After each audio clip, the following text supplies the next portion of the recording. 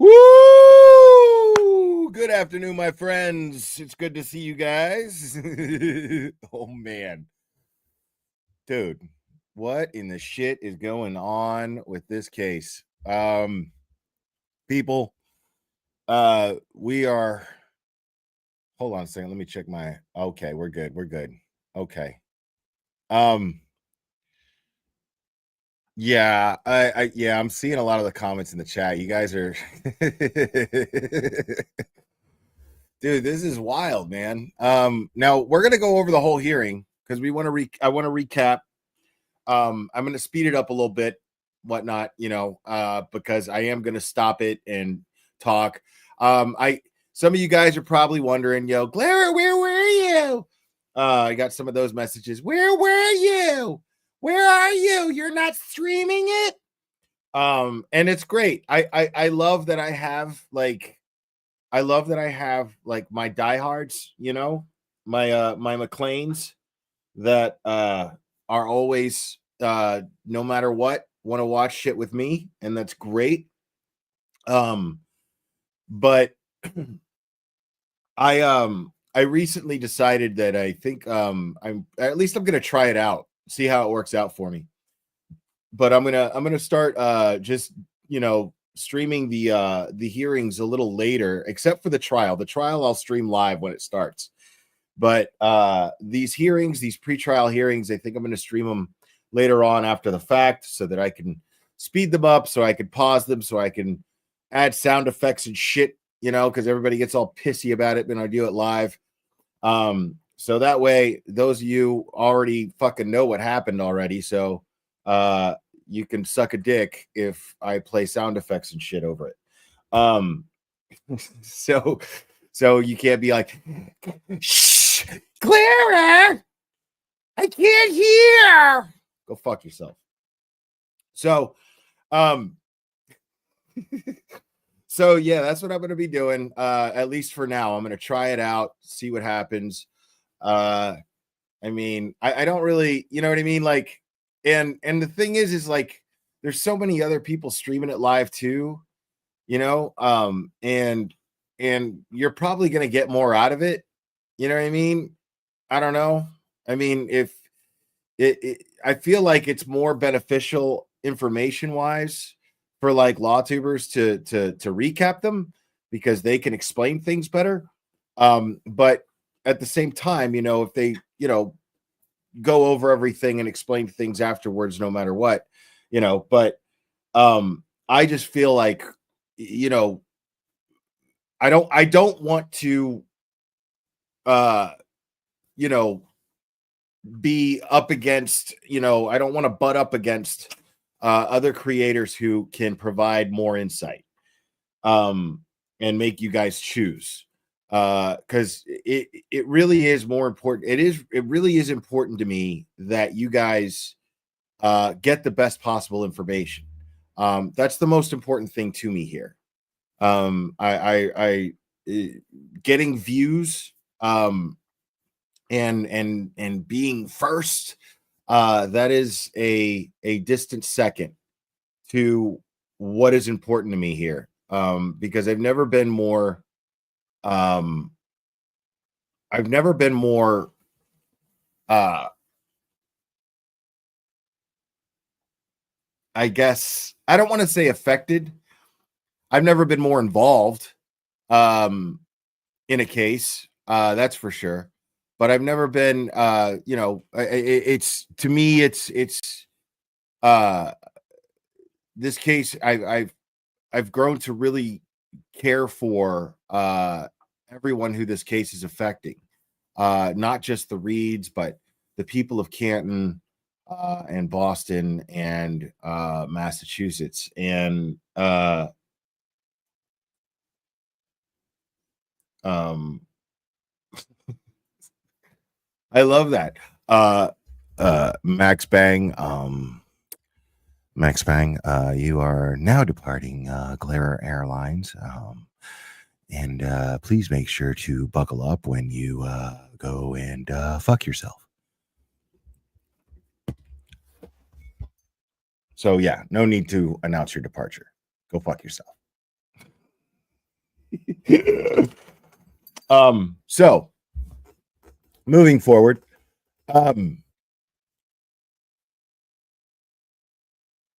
nobody said any. No, this was just a decision. Like, stop trying to find. Listen, people, stop trying to find the most dramatic conclusion or hidden reason why I make decisions. That is really weird. That's really fucking weird. I am being completely and totally forthcoming here. I right now I have almost 500 people strong. I'll probably get more coming in here. That's more than enough. I'm more than happy with that. What I'm most concerned with is that you guys get the best, most insightful information. I listened to this hearing on and off today. I was in Tom's chat and Mike's chat for a little while. I went into Mizzy's chat for a little while. I went into Brandy Churchwell's chat for a little while. I mean, I was listening to Melody Little for a little while, although I was walking home. I couldn't chat, but I was listening. So I mean, I like to get the best information too, and so there's no schedule here. I have a pretty open schedule, so it's perfectly convenient for me to go over the recap with you guys live. So, and yeah, sometimes I might decide to stream something live, and great. I hope you guys join me. So, but now I didn't get to listen to this whole thing. Like it was bits and pieces here and there. And it was pretty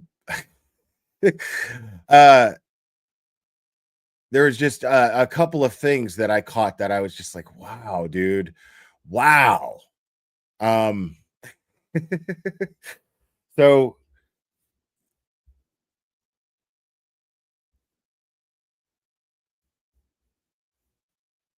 yeah, let me pull this up here. Now let's watch this real quick. We're gonna watch this real quick.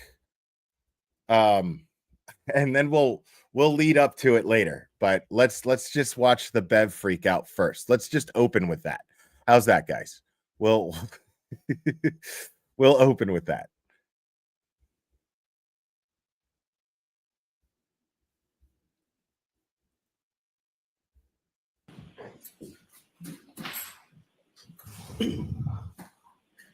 All right. So the Commonwealth just provided the court with information that causes me grave concern. Grave concern, bro. Grave concern. What the fuck does grave concern mean? What does grave concern mean? And I posted this. I got to give a shout out to my boy Chris Loring, because now Chris Loring, if you guys don't know, Chris Loring is the guy who composed and recorded and edited and performed the Free Karen Reed jam that I play before I start. And it's just great. Like, the song is just dope because it basically tells you everything that you need to know about this case. Like, it has all the need to knows in it. It's great. It's really brilliantly written, honestly. And it's just a cool ass song.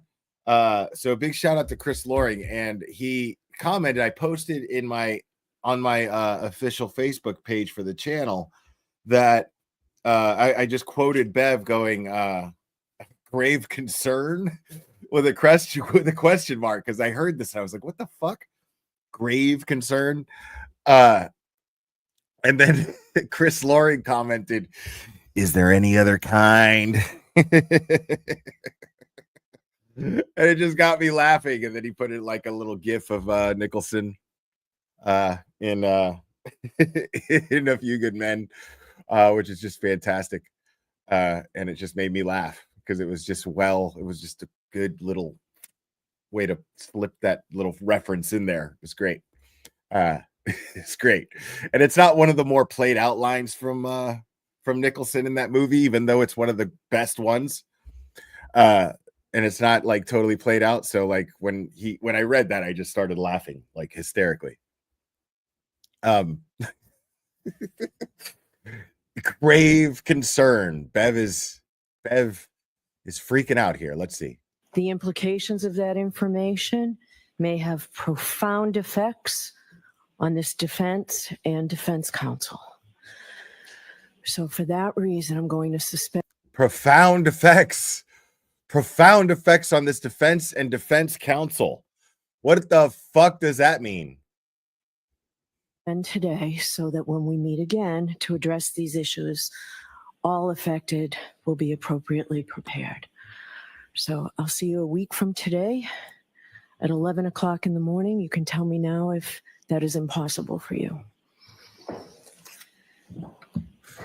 And poor Jackson, dude. Like, because I already heard this part, and poor Jackson. What's up, Pearl? It's good to see you. Poor Jackson is you can tell he's the one, he's always the one with scheduling issues.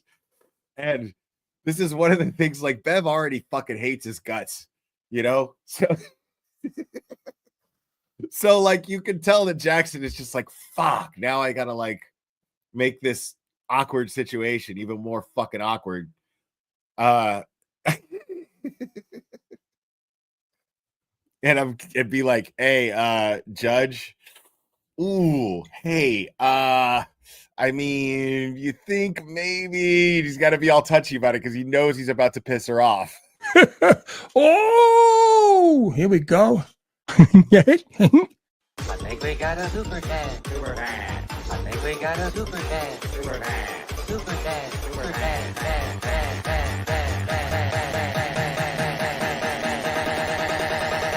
I think we got a super dad. How dare you? Ali Thorstad. While we don't always agree, I so appreciate your honest opinions. And on Karen Reed, we totally agree. Thanks. Right on. Cool. Thank you, Ali. Appreciate it. Fantastic. Awesome. And where Mr. Brennan, where the federal authorities have been kind enough in the past to allow me to have copies of everything, would you be kind enough to call over there or check with whomever you were dealing with to see if I can in fact get a copy of everything that you just read? I can, and there's a brief chronology I think Your Honor should be aware of. If I could add that right now, it would take me less than a minute. The chronology is December 4th, we sent another tour request, 2024. January 6th, we filed our notice of intention to exclude ARCA experts. January 30th, 2025, the United States Attorney's Office sent a response to both ours and the defense requests. Without any prompting, on February 6, 2025, the defense and the prosecution received an email from the U.S. Attorney's Office saying that the contract had ended with the ARCA experts and that if either party wanted to engage, the original materials are still protected. This was a change in position about whether a party could engage. On February 11th, we filed the motion to exclude. February 13th, the defense provided us the emails that I read. February 13th, 2025. I think I see estimated in the courtroom again. The defense. Make sure to subscribe to Esty's channel. 25. They sent us the emails and the direct examination outline. We reached out to the federal government again because I was curious about the change in position on February 6th that the contract. All right, hold on. I got to hear all this shit again. You were dealing with to see if I can in fact get a copy of everything that you just read. I can, and there's a brief chronology I think Your Honor should be aware of. if I could add that right now, it would take me less than a minute. The chronology is December 4th, we sent another tour request, 2024. January 6th, we filed our notice of intention to exclude ARCA experts. January 30th, 2025, the United States Attorney's Office sent a response to both ours and the defense requests. Without any prompting, on February 6, 2025, the defense and the prosecution received an email from the U.S. Attorney's Office saying that the contract had ended with the ARCA experts and that if either party wanted to engage, the original materials are still protected. This was a change in position about whether a party could engage. On February 11th, we filed the motion to exclude. February 13th, the defense provided us the emails that I read. February 13th, 2025, I think I said the federal government. It was the defense. February 13th, 2025.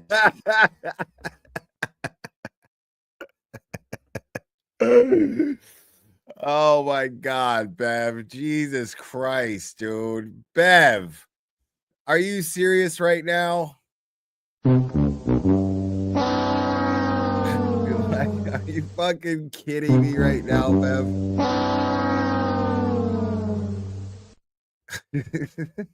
The emails and the direct examination outline. We reached out to the federal government again because I was curious about the change in position on February 6th, that the contract has ended, but that parties could contact ARCA. Obviously, the Commonwealth is in no position to contact ARCA because that would naturally preclude the defense from retaining them. So we've refrained and we will not reach out to them. All right. So the information that was provided to you, not from the federal government, I'd like a copy of before you leave the courthouse today. Yes, Your Honor. We spent several hours with Karen Reed over 2 days. So I think we already saw that. We don't need to see that right now. So grave concern.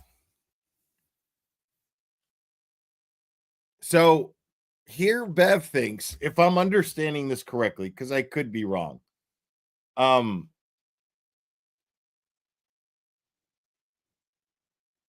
If I'm understanding this correctly, Hank Brennan showed Bev a report or emails with the feds or something like that. And I guess she thought that the feds provided Brennan with this information, and I guess Hank Brennan led her to believe that the feds provided him with this information, these emails, and it turned out that it was actually the defense. And I guess she was pissed and thought that the defense fucked up real bad. Like, she thought she had Jackson by the balls just for a second there, and wasn't sharing information with the prosecution. So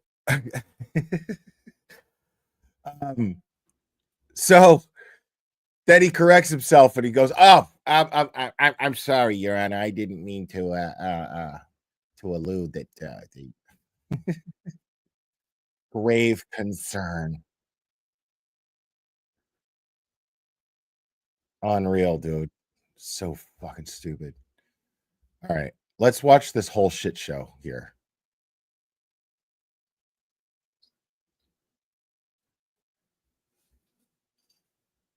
And like, let's get Boston 25, man. Let's get them some likes, dude. Huh? Let's do that.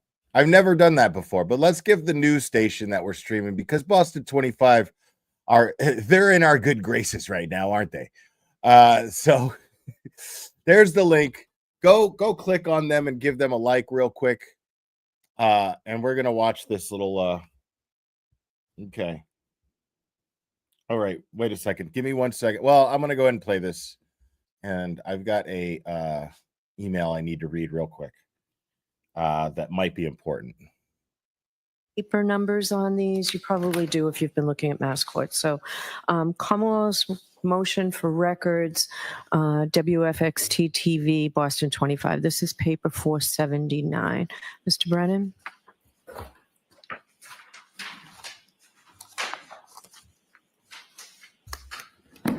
Good morning again, Your Honor. Good morning. I spoke to Mr. Albano last week and again last night. Okay. And on behalf of Fox, Boston 25, they're agreeing to my motion in its entirety. They've asked for the courtesy if I could wait until March 1st to receive all of the information. Okay. I expect they'll file it with the court. All right. So, yeah, sorry guys. I'm a little behind.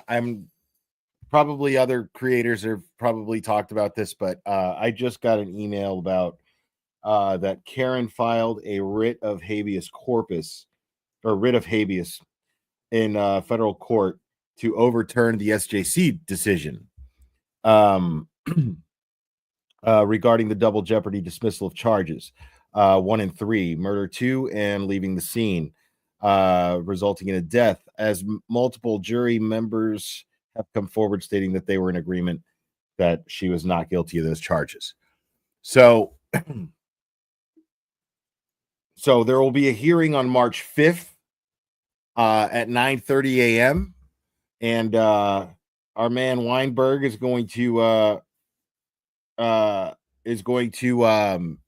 argue it. And now it's not going to be streamed because it's federal court. But we'll, obviously be keeping tabs on that. So I just wanted to fill you guys in for those of you who don't know.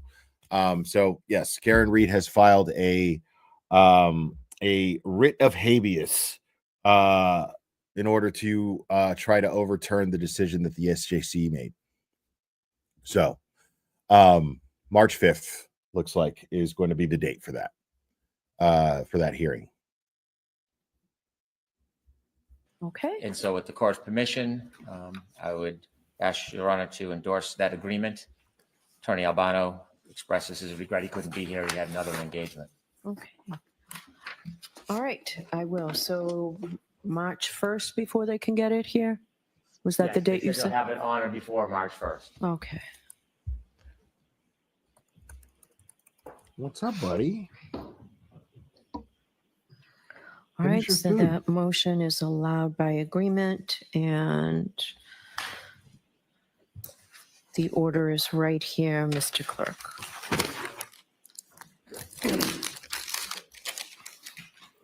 All right. Next, I did amend the scheduling order, so we don't need to hear that anymore, right? And I tried to do it, Ms. Little, to save you from working an entire weekend. You got it early enough to do that, right? On the 10th of February? Yes, Your Honor. Okay. All right. So paper number 483. This is the motion to compel production of a forensically signed copy of the January 29, 2020 video surveillance footage in law enforcement custody. And the opposition, Jim, I don't have a docket number on this. I think it was just filed. The Commonwealth's opposition in response. Do you have a paper number? Okay.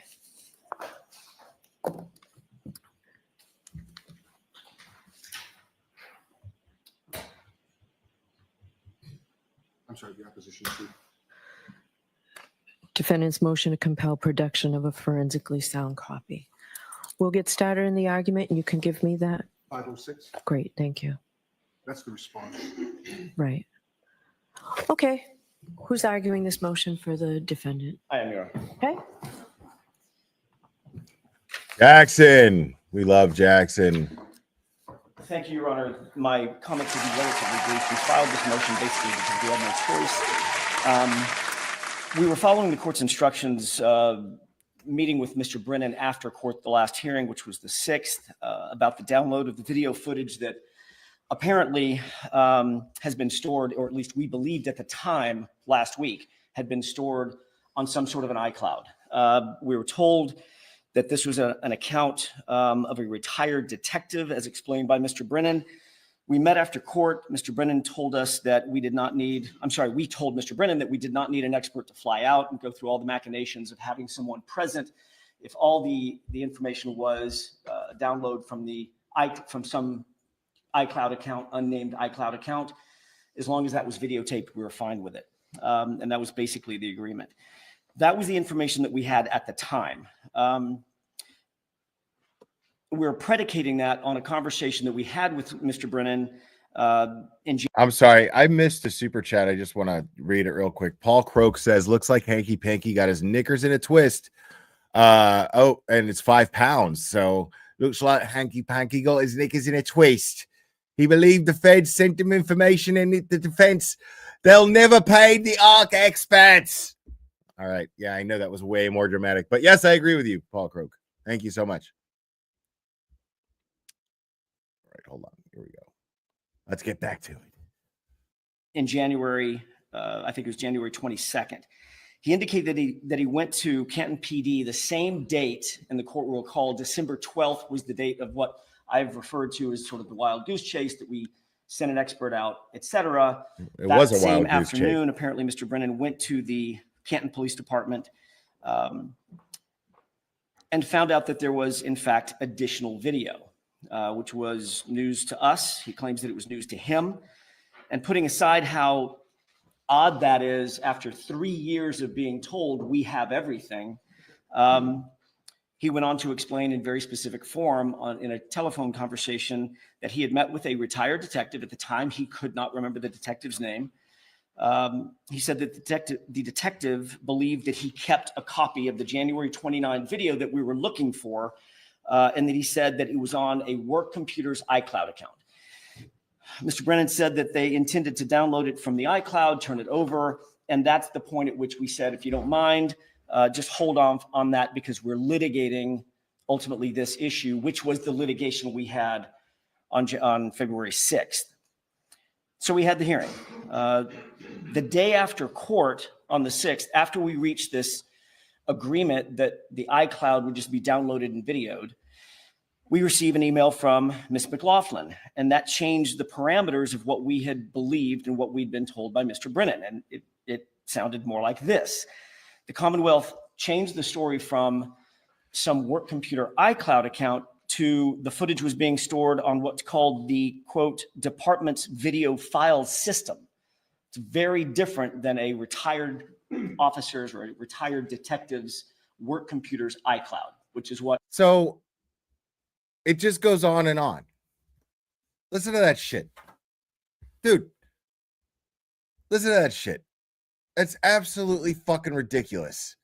I don't understand why these people just continue to do these things over and over and over again like this, dude.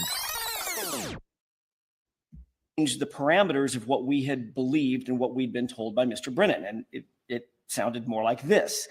The Commonwealth changed the story from some work computer iCloud account to the footage was being stored on what's called the, quote, department's video file system.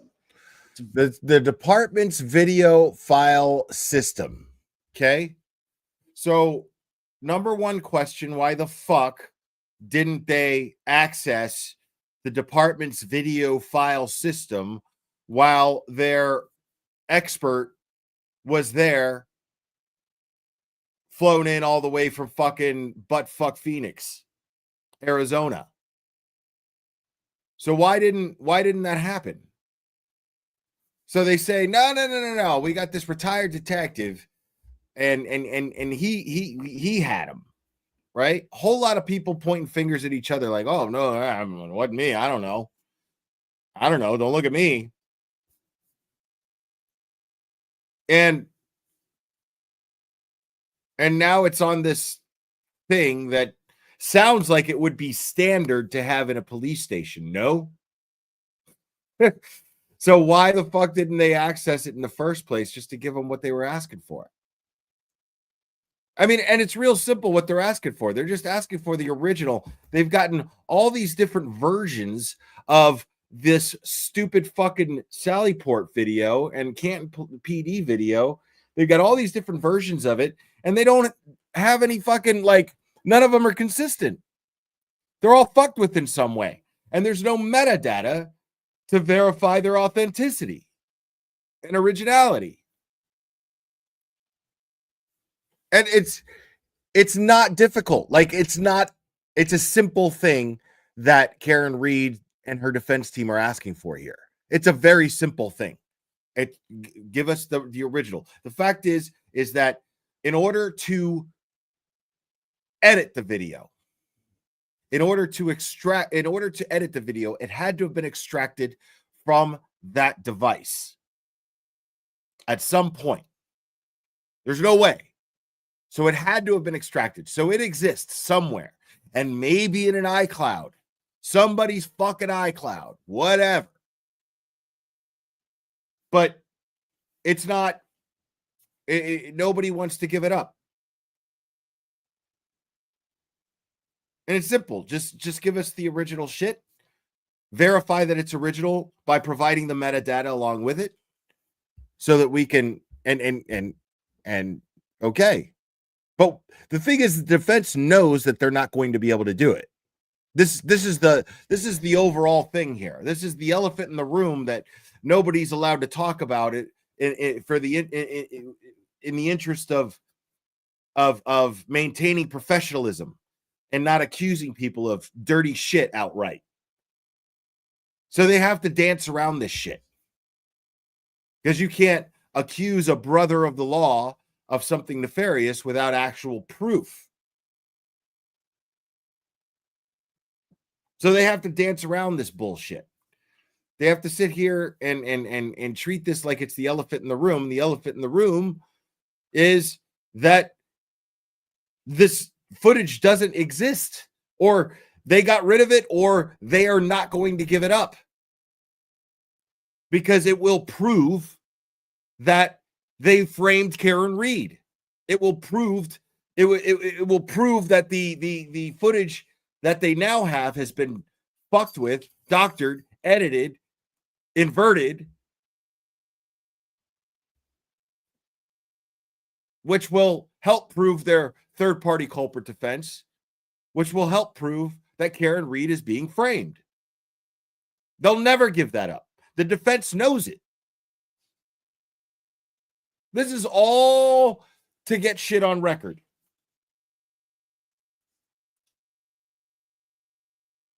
And Hank knows that this is the case. Hank knows, Spanky absolutely knows that what Jackson's doing here and what Karen Reed's team is doing here is exactly that. Exactly what I just explained. And so he's trying to downplay it. He's going to try to downplay it and be like, oh no, the footage that we gave them is good. They're sitting here putting up a stink over shit that we already gave them, and it wasn't good enough. We went above and beyond. We catered to the defense. We exceeded what our obligations were to help them. I mean, come on, dude. It's very different than a retired officer's or a retired detective. It's extremely different. Computer's iCloud, which is what Mr. Brennan believed at the time and what we were led to believe at the time. So we asked for clarification. Ms. Little sent an email saying, I'm confused. Now you're talking about something that looks like a much more formal system called the department's, the CPD video file system.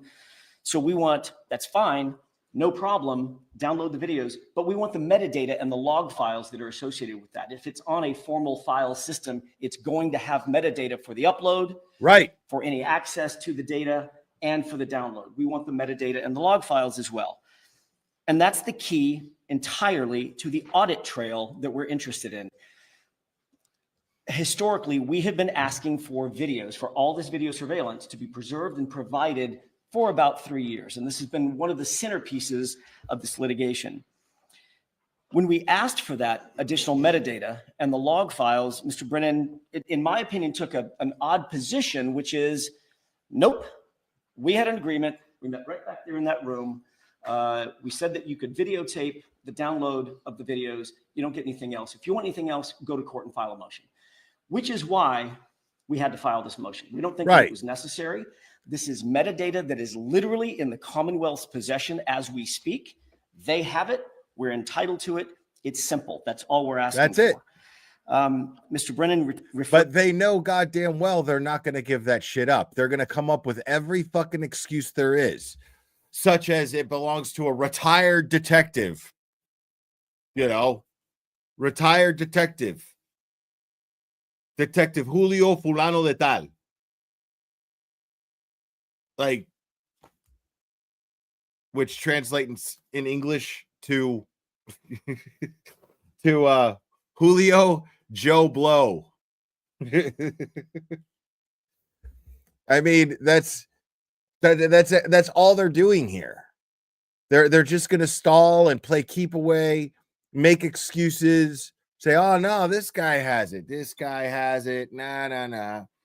And the bottom line is, without the metadata, it can't be argued in court that it's valid evidence. It just can't.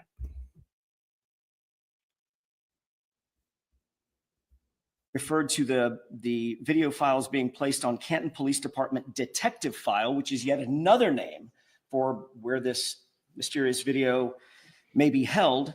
And we said, it's easy to get the metadata. Let's just do a quick forensic image. It'll take less than a day. And all we want is the metadata for the 24-hour period, 23 hours and 59 minutes to be exact. And we don't need to file the motion. The first question I have is, why would the Commonwealth even object to this? Right. It doesn't seem like something that they would want to object to. This is in their possession. They know that they've got it, or they've got access to it. Why wouldn't we get it? These videos, again, have been a pain point. Extremely telling that they would object to that. I mean, it's police station footage. What is there to hide? Cops are tops, right? Cops are tops. All these cops are good cops. None of them are dirty. They got nothing to hide, right? Everything was on the up and up. The investigation was conducted perfectly sound. Why object to it? Why not just be like, sure, whatever you need. Whatever you need. It's fine.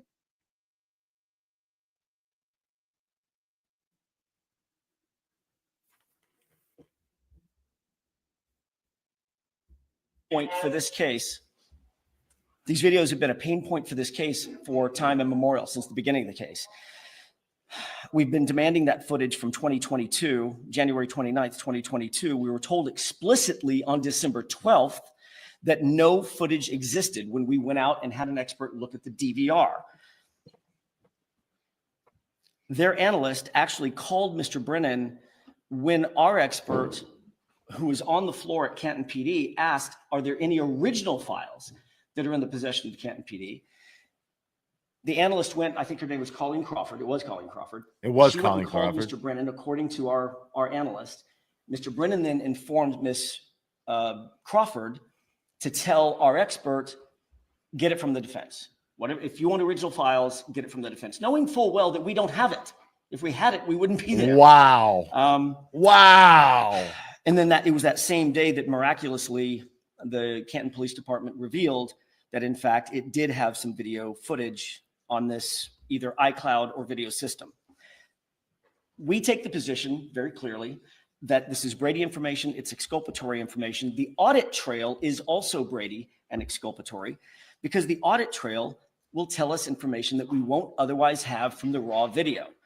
How did the footage end up on the system? When did the footage end up on the system? Who put it on the system? How many times has it been accessed? Has it been accessed at all? Has it been altered? Has it been manipulated? Has anything been deleted? Those are all data points that will be embedded in the metadata and the log files. Exactly. The only way to answer those questions is for us to get it. That's all. And that's all we were asking of Mr. Brennan. We are surprised that he would object to that, because we would think that, in point of fact, he would want those same data as well. It shouldn't be that hard. And exactly. That's another great point that Jackson just made right there at the very end. He says you would think that they'd want it as well. Wouldn't? the Commonwealth, wouldn't the prosecutor be interested in airtight data that would help convict Karen Reed if that footage is legit? If that footage hasn't been fucked with, if there's nothing to hide, if wouldn't Hank Brennan want that footage in order to shut Jackson the fuck up and then present at trial and help convict Karen Reed, right? That's what you would think. But for some reason, he's objecting. For some reason, Hank Brennan is trying to block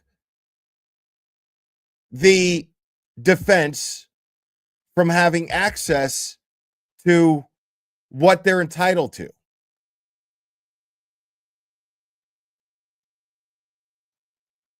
So basically, it's like this.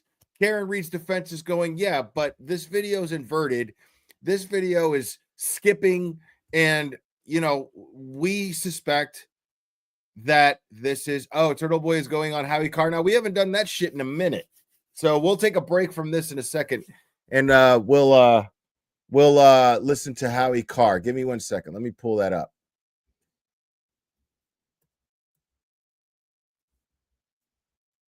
Damn, I haven't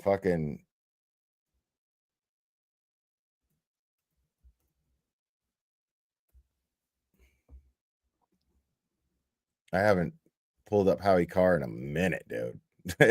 We haven't streamed that Turtle Boy on Howie Carr in a minute. Crazy. Hold on. Or let's watch.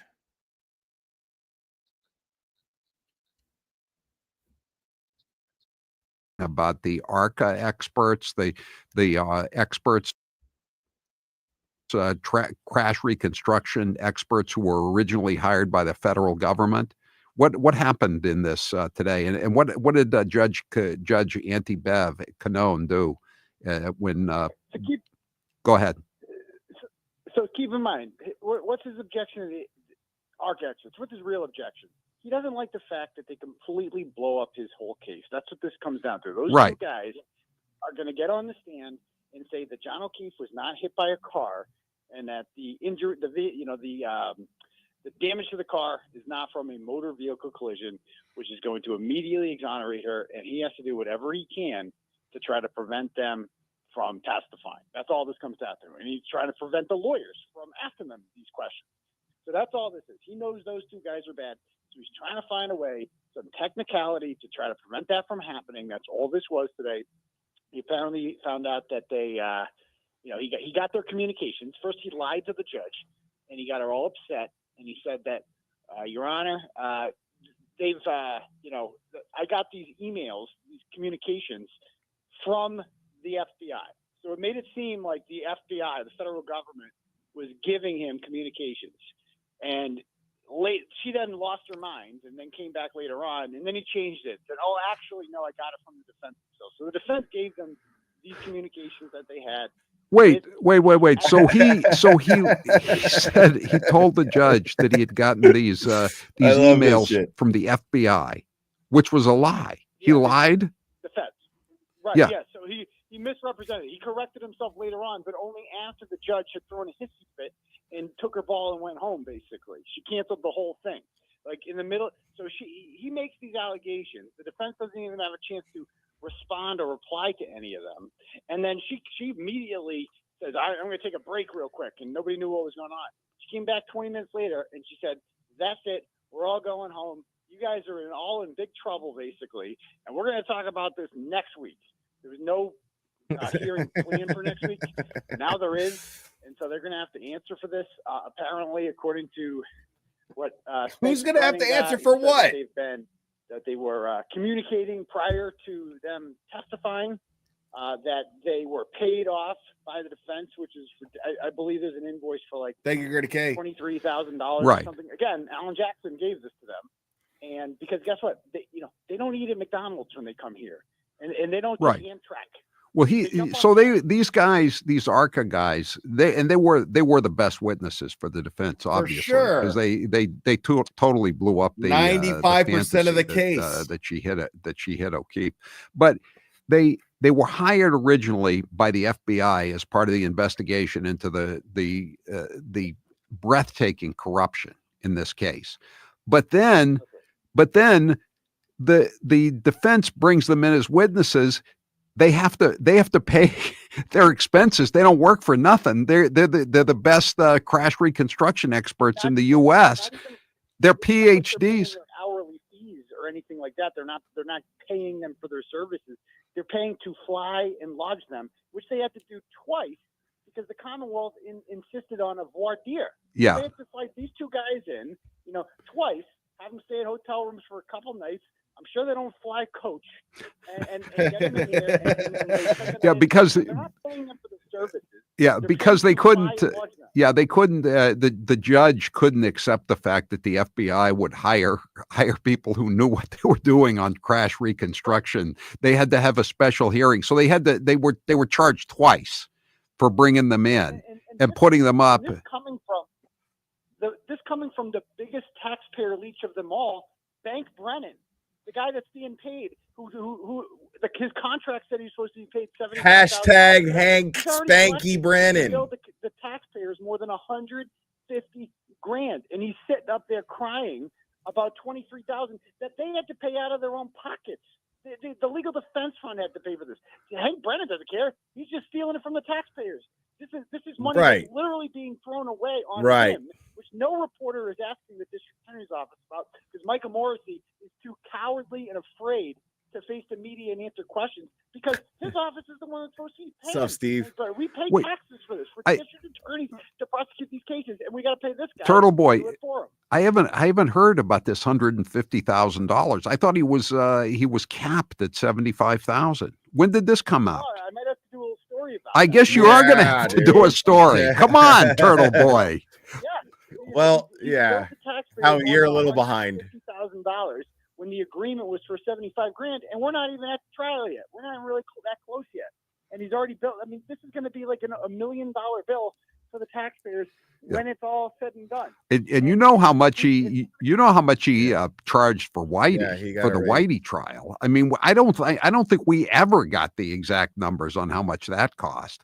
But that cost. He was the second attorney with Jay Carney, but they made hundreds of thousands of dollars, and then he handled the appeal for Whitey after Carney just walked away from it after the inevitable guilty plea on multiple murders.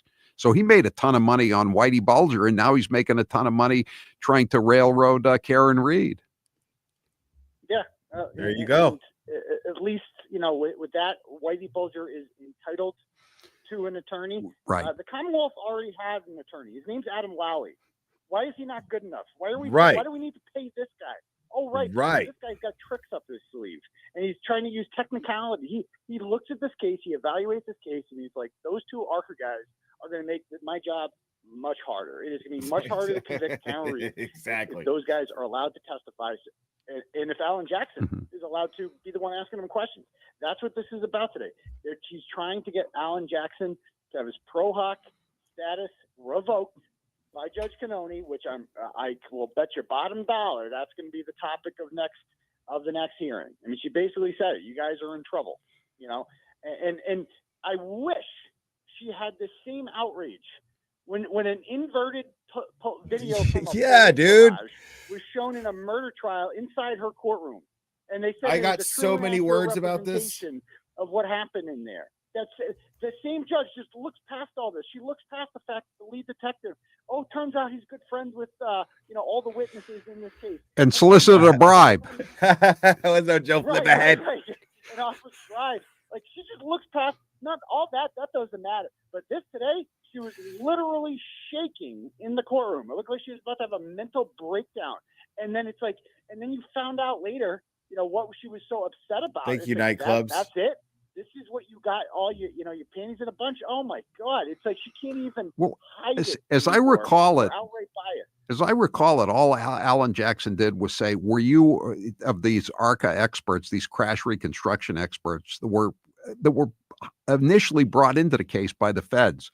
He said, were you hired by the defense? That's about as far as he went, right? He asked it. I'd have to go back and listen to it, but I believe he asked him, were you guys paid by the defense? Yeah. Being paid by the defense and being reimbursed for your expenses are two completely different things. If they were being paid an hourly rate, sure, you're being paid by them. But if you're being reimbursed for your travel and lodging expenses, that's not being paid. That's just not getting screwed over. Right. Someone just said, from the beginning of this case being exposed, the game, set, and match smoking gun has always been the 2:27 a.m. Google search.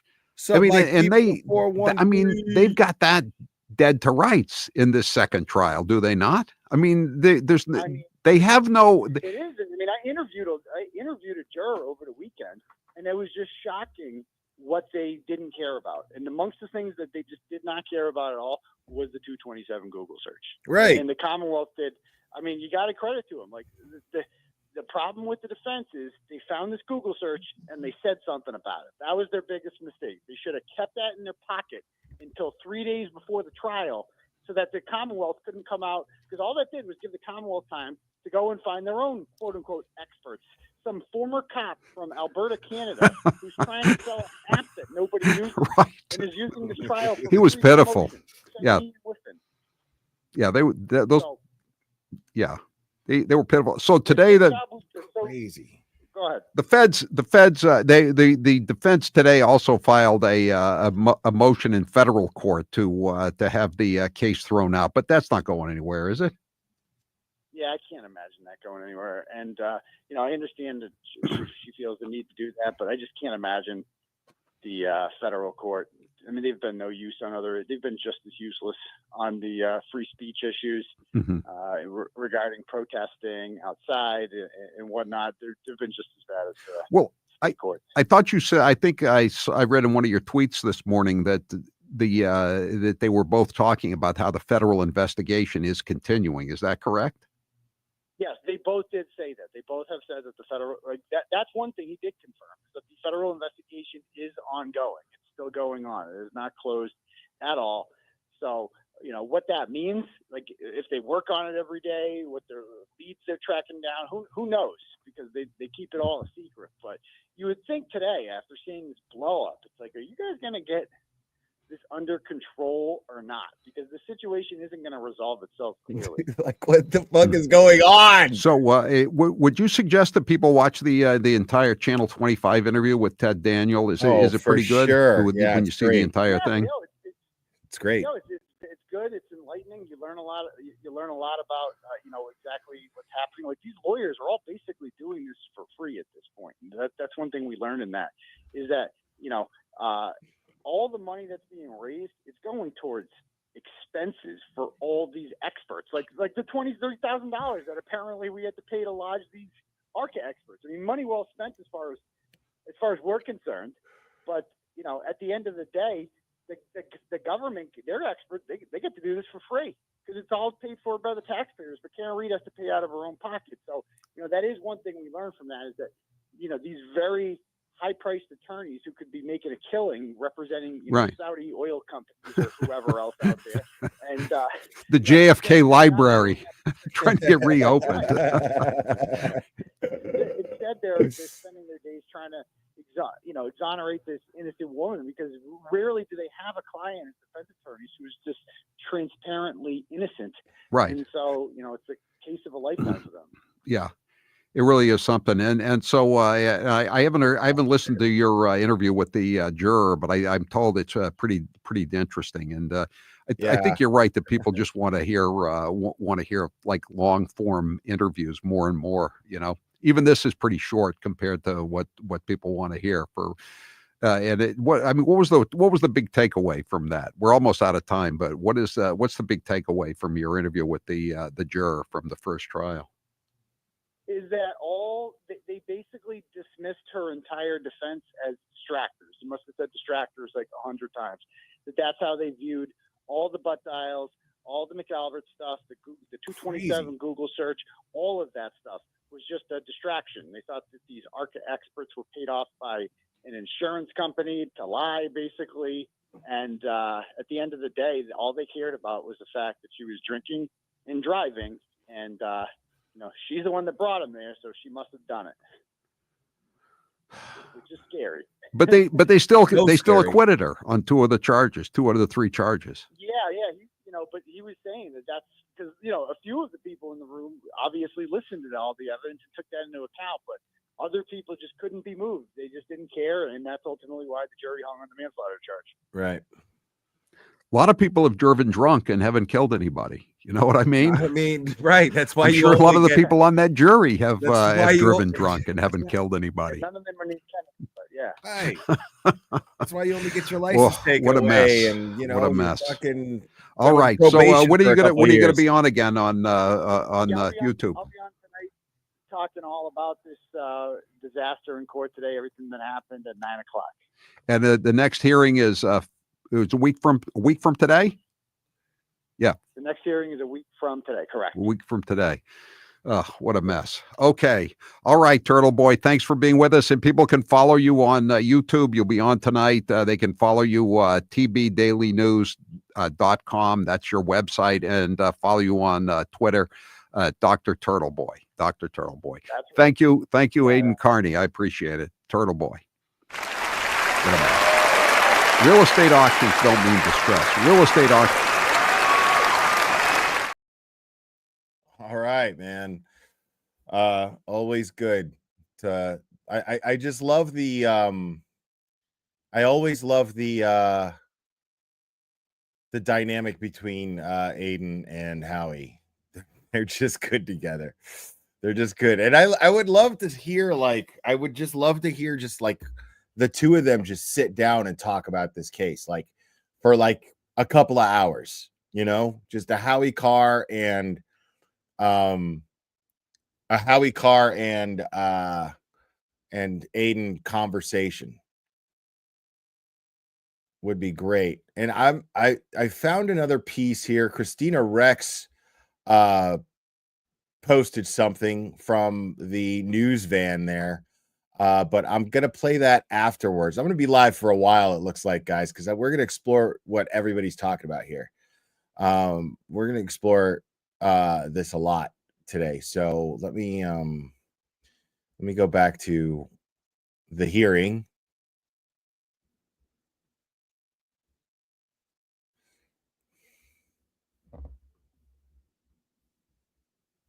And made a point of saying, when he first came on this case, look, we want to give Miss Reed a fair trial. We want to be as transparent as possible. And my hope is that was not just lip service for the media. I don't know why the Commonwealth would object to this. There's no reason to object to it. They have it. We want it. And now we're asking for the court to order it. Right. I'll submit. Simple. There's no fat on that steak right there. It seems like another effort to portray some type of injustice wrought upon the defense that half the facts are left out of the presentation. That's absolutely true. The reality is that I invited them to come download the DVR NVR where they full well knew that I had no idea if there was still video on there, and why would they be 3 years later? And again, me. I didn't know. I invited them because I didn't know. I thought this stuff was on the DVR. That's why shut the fuck up, dude. Quit your whining. Sure. They filed a motion making representations that weren't accurate. I no longer have the confidence to have off-the-record agreements with the defense. Like, it's no wonder these fuckers don't do fucking press conferences, dude. Mr. Brennan, what would you say your strategy is in prosecuting? If you had to summarize your strategy in one word and how you're prosecuting this case against Karen Reed, what would you say that word is? Whining or bitching. Whining or bitching, pick one. Either one works just fine. Just so you know, that's my strategy. Whining or bitching. Like, dude, knock it off. There has to be a certain level of confidence that when you have an agreement and you try to help the other side, that the memory of the discussion is going to be portrayed accurately. And in losing confidence, the best way to practice for discovery is motion. And yet the court asked me to meet with the defense after court, and I will always honor the court's request. So because of your order, we met with the defense. Now, as a matter of background, when they came out to look at the DVR, there was no motion. That was by invitation. It wasn't lip service. It wasn't trying to spin a story for the media. It was a good faith effort to accommodate the defense to an entitlement that they weren't actually entitled to. Oh, no, they're not entitled to. See, this is the little games that this motherfucker plays. Like, I was listening to this at the gym and I was like, dude, and I had to post something on my page. And I gotta say, man, like my thought at the time was, this is what I wrote. Brennan was hired by Morrissey to be a blabbering bullshit artist. That's exactly what he's doing. He's lying and lying and lying. If Judge Bev had any integrity whatsoever, she would put a stop to this sham today, either by formally reprimanding the Commonwealth or simply dismissing the case. And I stand by that statement. The reason why I stand by that is because Turtle Boy is making the same point when he was on Howie Carr.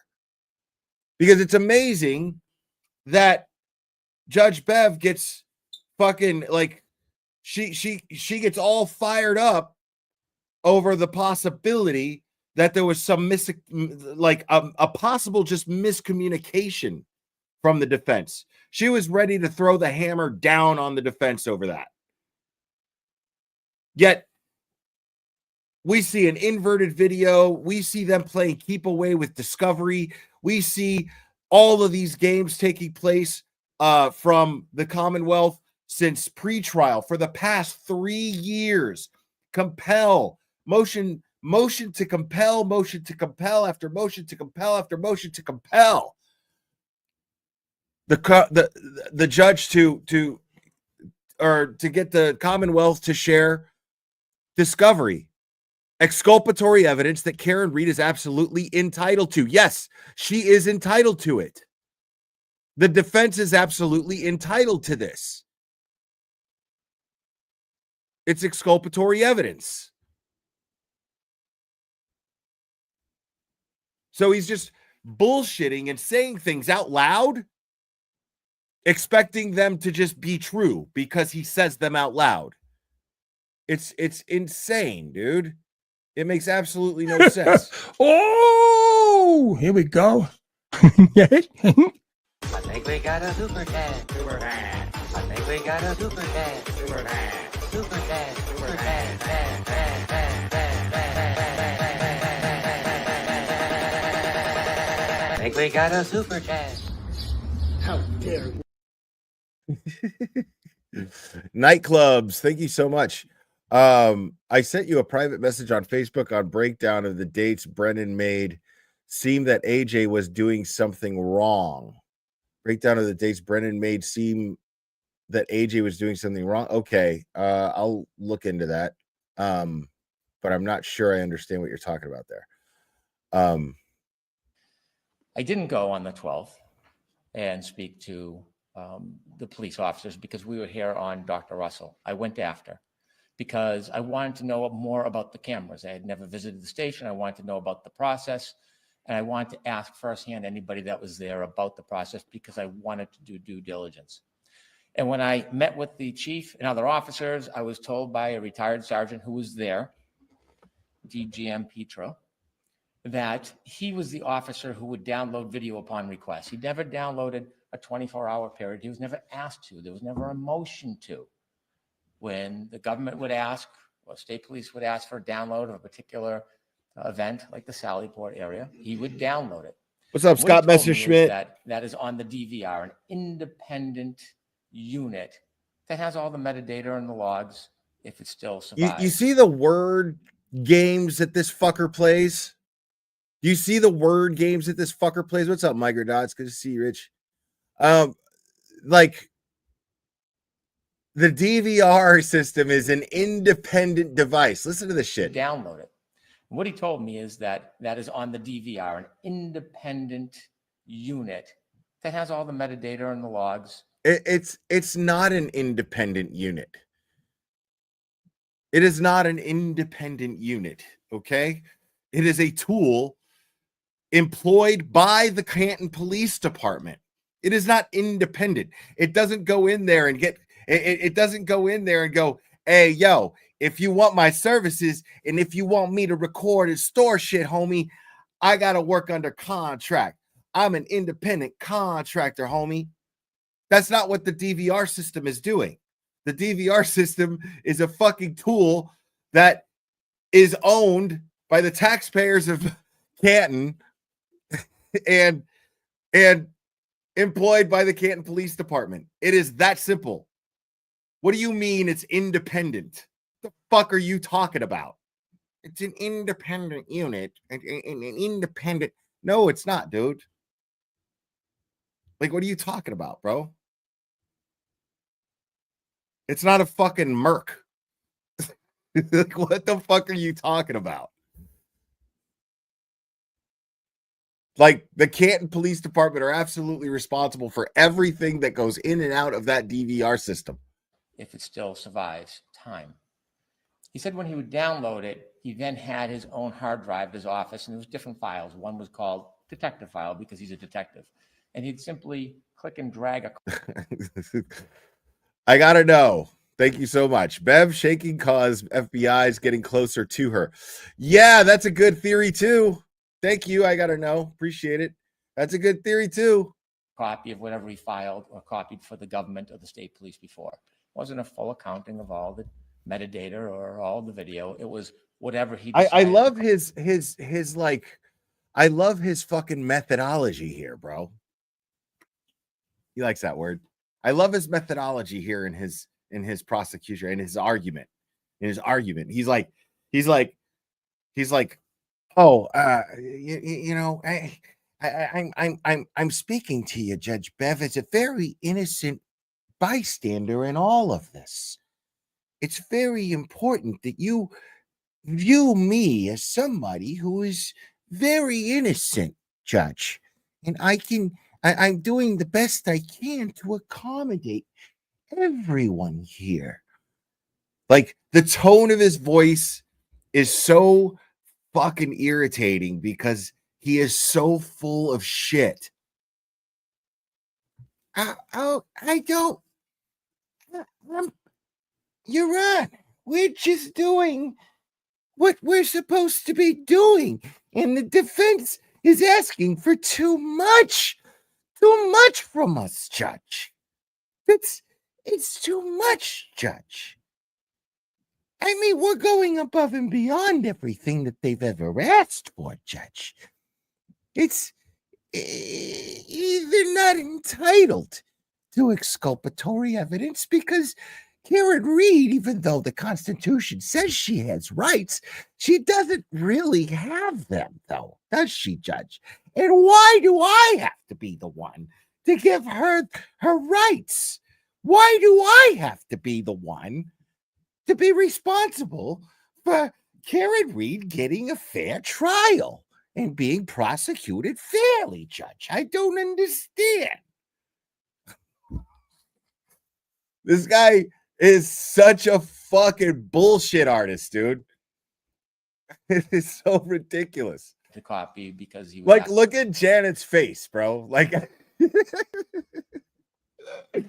Janet's face is fucking priceless, dude. Janet is just looking at this motherfucker like,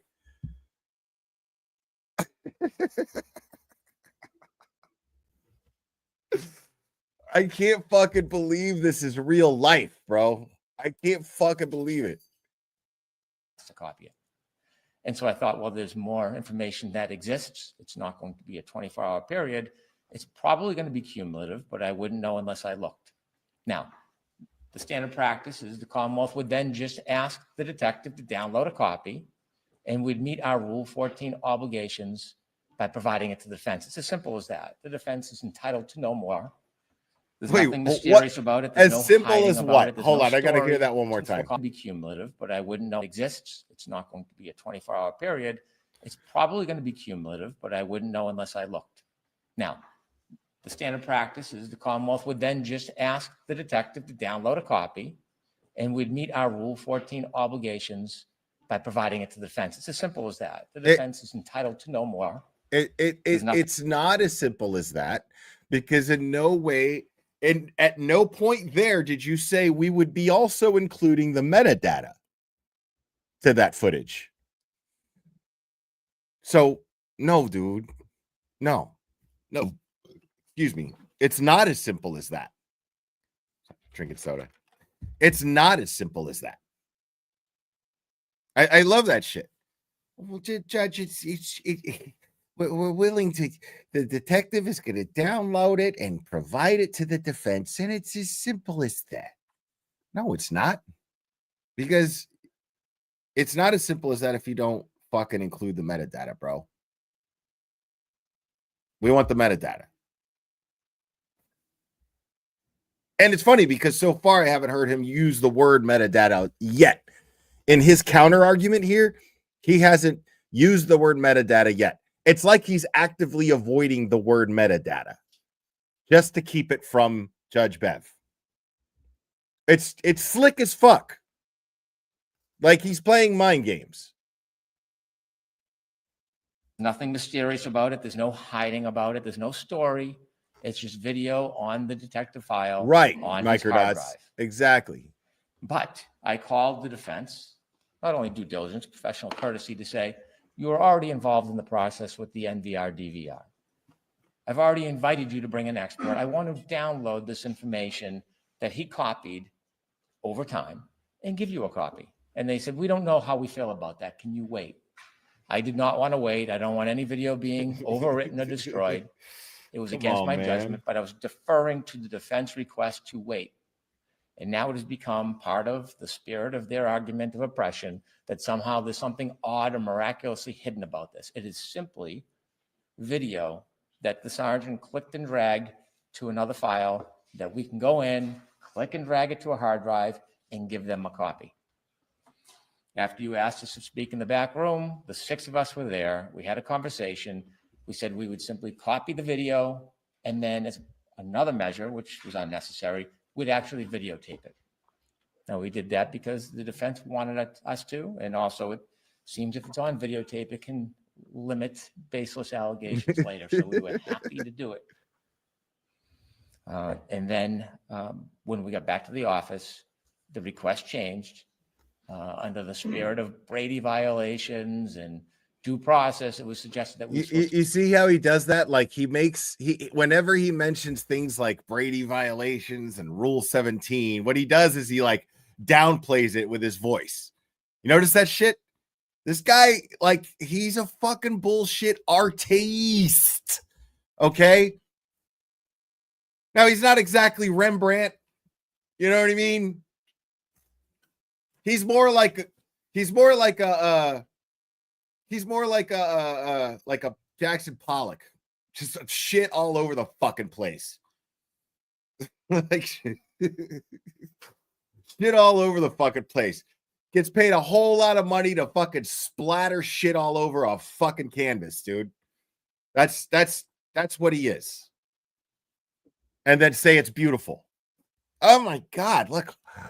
Oh my God. Look at the way that looks like I sprayed my toilet after I had Taco Bell. Amazing. I wonder what he's trying to say with this piece. I find it very, very intoxicating, really. And it's just a pile. It's just shit fucking splattered all over a fucking canvas, dude. It's not even real art, but it goes for fucking millions. Look at how he says this shit. Like he does this shit all the time. When we got back to the office, the request changed under the spirit of Brady violations and due process. Under the spirit of things like bullshit, things like Brady violations. We don't need to pay any attention to things like Brady violations, even though they could totally make the defendant walk, because we've been in Brady violation for the past 3 years, and we've been in violation of Rule 14 and 17 for the past 3 fucking years. That's nothing. It's, things like Brady violations and this guy sucks. He sucks so bad. And he does this to make the defense seem like they're they're just fucking throwing a bunch of shit around themselves. Brady violations. There's no Brady violations. It's not, I don't even know what they're talking about. We gave them what they're asking for. What about the metadata? We don't need to talk about that. I don't know what that is. Yeah, that's just a distractor. This guy sucks. It was suggested that we were supposed to engage now in a different process, and that was metadata. I don't even know if the detective file There he is. has metadata. He said it twice. Unbelievable. I don't actually know exactly what they're looking for. It is a simple click and drag process. Whatever metadata, what's that? They're just metadata. What does that even mean? Metadata. That's what he just fucking did. Look at that shit. The data. I don't even know if it was suggested that we were supposed to engage now in a different process, and that was metadata. I don't even know if the detective file has metadata. I don't even know if the detective file even has metadata. I mean, that's crazy. I mean, I know that my client was shot with this gun, but I don't even know if this gun even had any bullets. I mean, it's clear that my client was shot with this gun, but I'm not even sure that the gun even had any bullets in it. Yeah. What? Then how could it? Hey, listen, dude. Everything has metadata, bro. It's like anything that involves a fucking picture, a video, anything involved in a fucking computer, bro, has metadata. Even I know that. Microdats. Am I right about that? Everything, all of it, it doesn't fucking matter. If I take a fucking picture with a camera that doesn't have physical film in it, a digital fucking camera, it's going to have metadata. Anything digital is going to have metadata, bro. Metadata, what even is that? I'm not even sure if the digital video recording system even had metadata in the first place. That doesn't even make sense. Like, this guy is unreal. And he's counting on Judge. I mean, what is he doing? Is he counting on Judge Bev to just be fucking tech stupid? To be like the boomer that she is? Just be like, oh, yeah, when you say metadata, it's like you're talking Chinese to me, Mr. Brennan. Thank you. Thank you. Metadata. Every time I hear the word metadata, Mr. Brennan, I just feel like my head is going to explode. I can't stand it. Mr. Brennan, thank you for pointing out this metadata nonsense, because I thought I was the only one. Reminds me when I danced the Charleston at my wedding. I don't actually know exactly what they're looking for. It is a simple click and drag process. Whatever video exists with the sergeant, we will give them. We're obligated to give them. The only delay has been because they've asked for all these different accommodations and different styles of doing it. And so we want to meet our responsibility, download the videos, and simply give them to the defense. There's nothing else about this issue. Exactly. It's that simple. And technically, we don't have any other obligation other than to download it. It seems as though when I extend courtesies and obligations, it becomes complicated. It's not a complicated process. So we'd like to finish our Rule 14, download the video, give it to the defense, and then they can make any commentary or argument they want about it. How quickly can you do that? I imagine we could do it one day, but today is, we have done by the end. Look, and Judge Bev is entertaining that shit. Why isn't Judge Bev just simply going, it sounds like the only thing that Alan Jackson asked for was video footage with metadata so that it could be verified. That's it. So that it can be verified.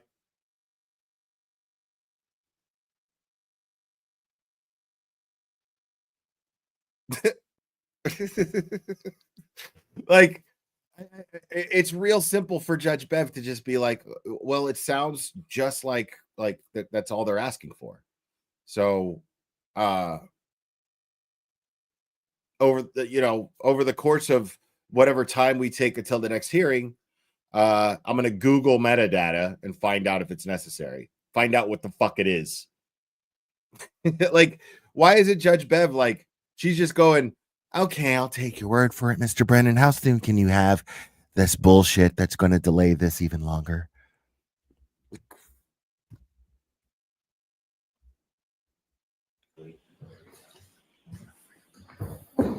You want to maybe I'd be heard briefly, Yes, very, very briefly.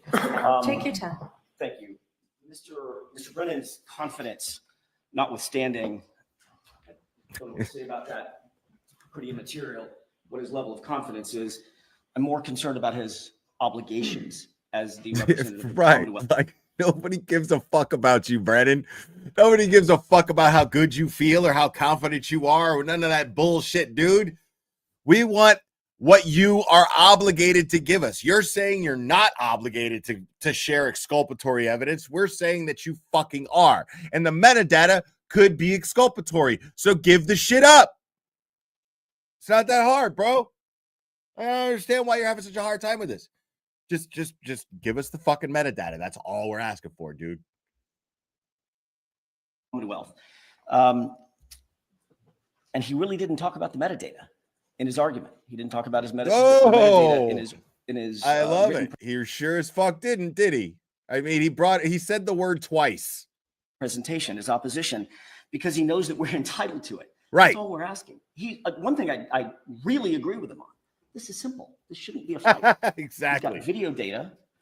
He's got metadata associated with that video data, and there's probably, maybe, log files. If there are, we're entitled to them, and he should want to give those over to us. Log files. He just indicated that this detective file, whatever it is, Log files, aka chain of custody evidence. hard drive.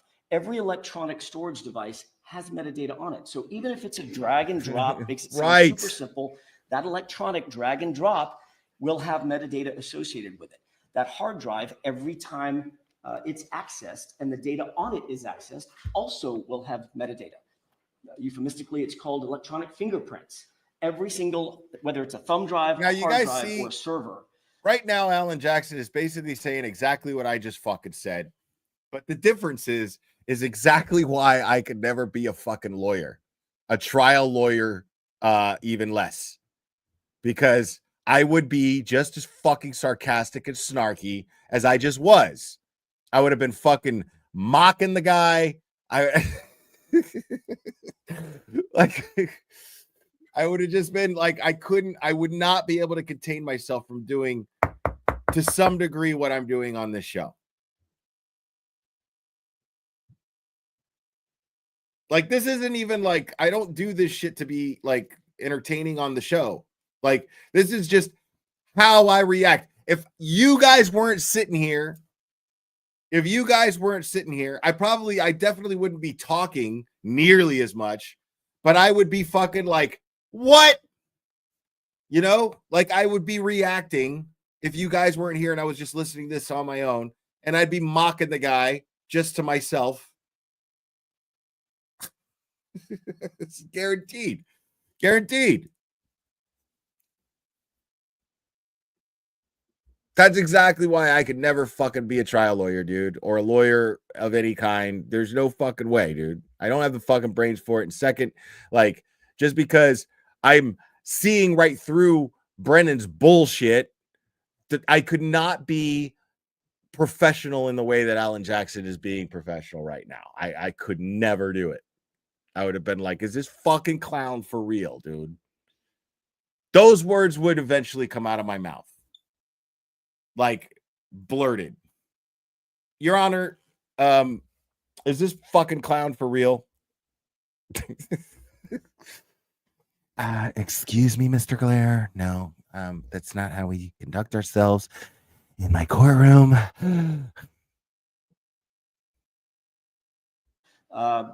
Every one of them have metadata on it. So it's not difficult. We're interested in the videos, but we're also interested in the data that is behind the videos as well. And I wouldn't be nearly so concerned. And Mr. Brennan makes this argument, well, the defense is just up here, you know, again, pontificating about how they've been oppressed, I think is his word. Nobody's talking about oppression. We're talking about fairness. We have been told from day one, before the first trial ever started, Oppression. We don't have any further video evidence. Whatever videos we have, we've given them over to you. Then on April 4th, in the shadow of the trial starting, we get more video. Where did that come from? Then in the middle of trial, we get more video. Happens to be an inverted video. Where did that one come from? Then on October 24th, we get more video. This past October 24th, well after the trial, we get more video of Brian Higgins out at the location of CPD on his phone. Okay. Now, I realize I'm rewinding things a lot, but it just helps me reiterate my points better. So you're just going to have to fucking wait. Where did that one come from? Then on October 20th, where did that come from? Look. We've given them over to you. Then on April 4th, all these dates, dude. Of the trial starting. All these dates. We don't have any further. Before he's talking about oppression, we're talking about fairness. Listen. We have been told from day one, before the first trial ever started, Your Honor, this court recalls this. We don't have any further video evidence. Whatever videos we have, we've given them over to you. Then on April 4th, right, in the shadow of the trial starting, we get more video. Where did that come from?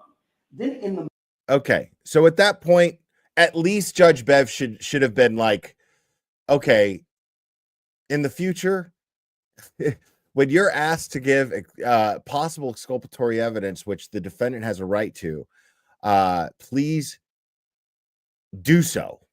I don't want to have to compel you to do this over and over again. Thank you. But that didn't happen. But let's keep listening. In the middle of trial. In the middle of trial now. Video. Happens to be then they get more video in the middle of trial. Inverted video. And then it's the inverted video. That one come from. Then on October 24th, we get more video. And then they get even more video. No outrage from Bev. No, hey, what the fuck are these shenanigans? We're supposed to have, you said that you had given up all of the video. Why is there new video footage surfacing in this case? Anybody want to tell me now that Judge Bev isn't corrupt? Anybody want to try to tell me that shit now? That Judge Beverly Cannoni isn't fucking corrupt? The fuck out of my face with that shit. Because just a fucking whiff of Jackson's ass that she got towards the end of this hearing, she got all fired up about. Ready to start fucking handing out fucking ass whoopings. Because of a possible miscommunication. But all this has been happening all this time. Jackson is laying out dates of, they said they gave us all of the video in the first place. Then we get another video. Then they say that's all the video. Then we get another video. They say that's all the video. So, of course, we want to put a stop to this since you fucking won't, Bev. And we say, okay, let's just fucking solve this. How there's no arguing with metadata. So you provide us with the metadata and we're satisfied. We're good.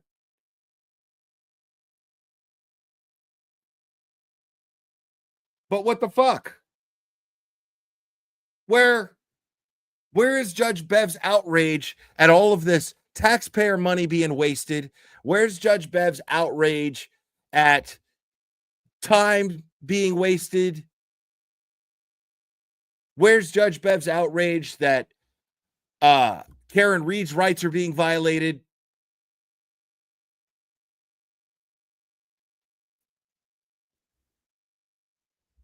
But, you know, one little whiff of Jackson's ass that she gets and she's ready to go, man. This past October 24th, well after the trial, we get more video of Brian Higgins. And even more video. Look at that. Even more fucking video, dude. Oh, here we go. I think we got a super dad. Super dad. I think we got a super dad. Super dad. Super dad. Super dad. Dad, dad, dad, dad, dad, dad. I think we got a super dad.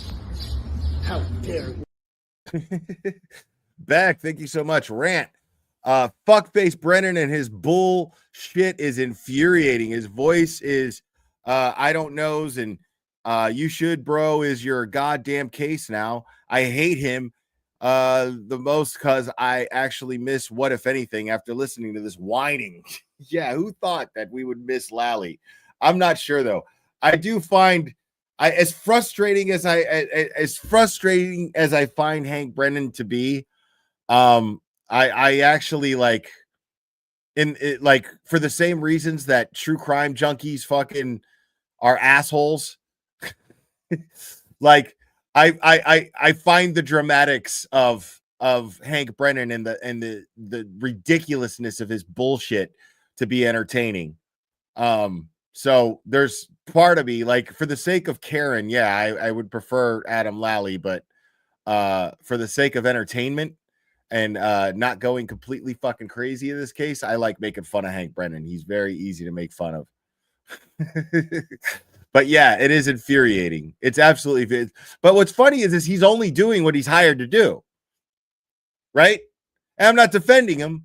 I'm saying he's only doing what he's hired to do, and it makes him a scumbag. Don't get me wrong. But the fact that Judge Bev, where I get really frustrated, is Judge Bev is allowing it. Judge Bev is giving him all this fucking carte blanche to be a piece of shit.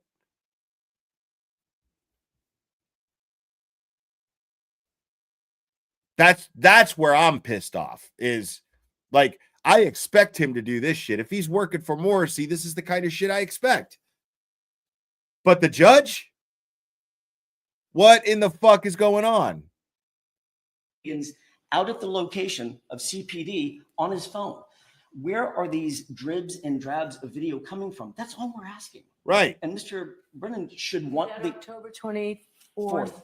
Did that video come with the metadata? No, it's just video. It's a video file. And I'll also, that's a great point, Judge. When you have a hard drive. Awesome. I just got a Venmo from Marianne. Thank you so much for my hanky panky imitation. Thank you so much. I appreciate you. It's storing video files. And yeah, if you guys want, I'll take a second here and let you guys know. If you guys want to give me money that YouTube doesn't take any of, just click or just scan that QR code right there at the top of the screen, and that goes straight to my Venmo. Also, it goes across the screen here. Venmo is just the glare. It's pretty easy to find. It has my little logo that you can't really miss. So yeah. And then the other links down there that are scrolling around the bottom there. So appreciate you guys. But if you're feeling generous, I would much more prefer that you guys donate to Karen Reed's Defense Fund. This shit is fucking ridiculous. Danny, again, I'm no expert. My understanding is that hard drive will likely have some sort of an EXE program, an executable program on it to play the video or to store the video. It'll also have potentially some sort of video player, maybe a proprietary player on it, and then there's going to be the file. So that's what we're asking for. There's the metadata associated with all those things. It's not a hard ask. It's not a heavy lift.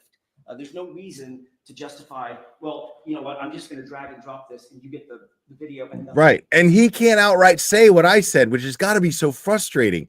He's trying to clearly, and he did kind of outright say it, but he can't stress on it because it sounds like he's accusing the prosecution of something. And it's unprofessional if he does that without actual proof. But he's going like, dude, he's avoiding the one thing that we're asking for. He's acting like it's not even a thing. We're asking for the metadata. It's not that hard. And he barely mentioned it in his argument or in his motions. associated with the video. That's all we're asking.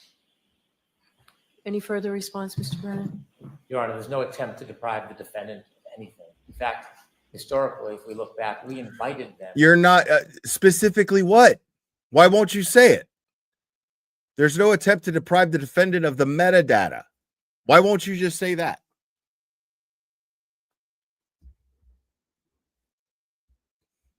Them to come to the actual hard drive and do it themselves, and they declined. So this isn't an issue where the government is trying to hide something or keep something from them. There was obvious. Look at Karen.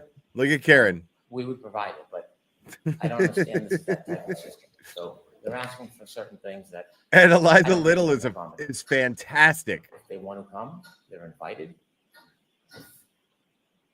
Court wants me to inquire of a retired sergeant detective about metadata, I'll do that. But the issue is going to become that when we drag and click these videos, and if there is no metadata or logs of what they say they're looking for, there's going to be yet another accusation. And I do not want to invite needless accusations when it's beyond our duty. Our duty is to provide the video. What more can we do than to invite the defense themselves to come into the Canton Police Department and take a look at the system? So if there's something they want, then we'll copy it. Okay. Thank you very much. Wow.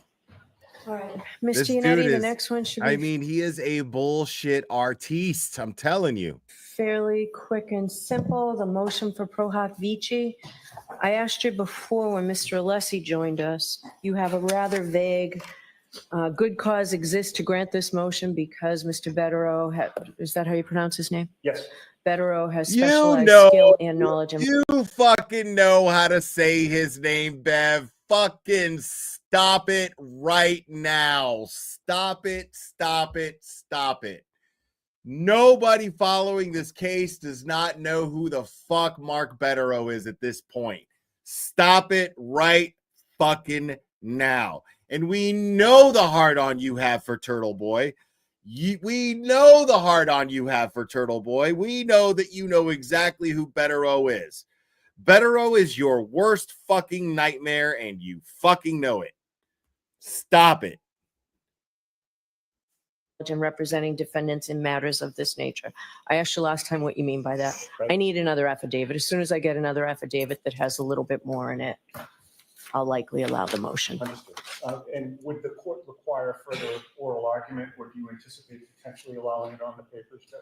I would probably allow it on the papers unless I know there's an opposition, but Okay, thank you. it's rare. All right, but I need a more Like- detailed affidavit. You see the fucking a more detailed affidavit. Like, what are you missing? What's the problem with the affidavit? She's just saying you need to rewrite this. She's playing the fucking teacher who hates her student. The bitchy asshole fucking teacher who hates her smart ass fucking student who is smarter than her. Yeah. Everybody was either knew that kid and watched this dynamic in one grade in their whole childhood. Everybody experienced this at least once. One grade in their childhood where you have somebody just like Bev who's grading papers and going, Mr. Jackson, yes, Alan, yes, I'm talking to you, Mr. Jackson. Please don't sulk in your chair. Please come up here and talk to me. Look, and your smart aleck remarks, They're not appreciated, Mr. Jackson. Don't make me send you to the principal's office. Now come here and look at this. This, I want to give you a grade, and I want to give you the grade that you need. But even though this was well written, even though it has all the information I need, I'm going to need a little bit more detail. I expect more from you, Mr. Jackson. I expect more from you. You're a bright student. Passive aggressive as fuck, but making him do more work. She's going to give him the grade anyway, but she's making him do more work just to be a fucking asshole. Just to be passive aggressive and give the kid a hard time. Right? That's what she's doing. There's no logical fucking, and they have to just sit there and take that shit. Karen Reed's defense has to just sit there and take that shit and just be like, oh, yes, Your Honor. Okay, sure. And she's like, I'll most likely allow it. I just need more detail. More detail into what? What do you need? The fuck? She has a right to retain whatever fucking counsel she wants. And now you want a more detailed affidavit. No, dude. The paper's fine. It's an A. Fucking get your red marker out. Give it an A so that I could fucking move on and I could fucking go to recess. Trying to keep me here after class and shit to rewrite something. I mean, let's just call this what it is. That's all that shit is. You go to a LawTubers channel, they're going to go, it's not that simple. You know, in order to do this and this and this, fuck all that. Fuck all that. I guarantee you, if I were sitting here with Alan Jackson right now and I explained this, he would go, yep, that's exactly what this is. That's exactly what the fuck that is. I guarantee you. I would bet money on it. Just as here. Affidavit as soon as I get another affidavit of this nature. Does exist to grant this motion because Mr. Betterow is that how you pronounce his name? Yes. Betterow has specialized skill and knowledge in representing defendants in matters of this nature. I asked you last time what you mean by that. Right. I need another affidavit. As soon as I get another affidavit that has a little bit more in it, I'll likely allow the motion. And would the A little bit require more. further oral argument, or do you anticipate potentially allowing it on the papers, Judge? I would probably allow it on the papers unless I know there's an opposition, but Okay, thank you. it's rare. All right, but I need a more detailed affidavit. Your Honor, may I have just a moment with counsel?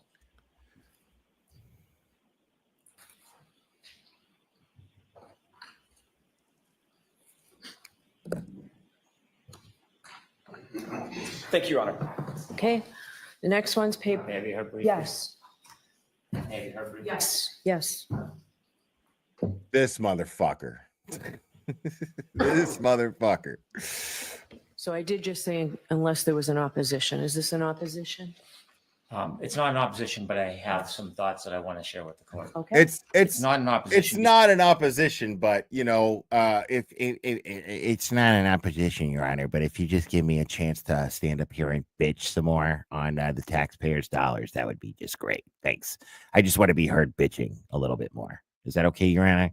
Oh yes, of course, Mr. Brennan. You could bitch as much as you want here. This is your courtroom. This is your courtroom.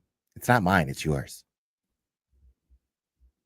Because I think a defendant who's presumed innocent has the right to counsel of their choosing. I think it's a very fundamental right. And I don't think Okay, so what's your fucking problem, guy? the Commonwealth should dabble in taking a position trying to prevent an accused from having counsel of their choice. That being said, as Your Honor may be aware, Mr. Betterow is also an attorney for Mr. Kearney. And that's something that I think the court Oh my God. Enter the turtle. Whoa! should consider and be thoughtful about for a couple of reasons. There is a history, a symbiotic relationship between Miss Reed and Mr. Kearney. There is a history of documented Symbiotic evidence relationship. showing the sharing of discovery between the parties. And inevitably, that discovery is promoted in such a way that abuses, harasses, and bullies witnesses in this case. not unmindful that there's over a dozen indictments against Mr. Kearney, which Mr. Bedrow is representing him for. Now, it's not great clarity, but it's been represented. look at the camera made sure to get Turtle Boy in the shot.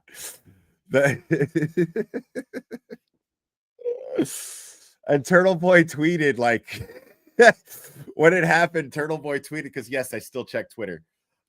Turtle Boy tweeted and he was like, "Well, this is awkward."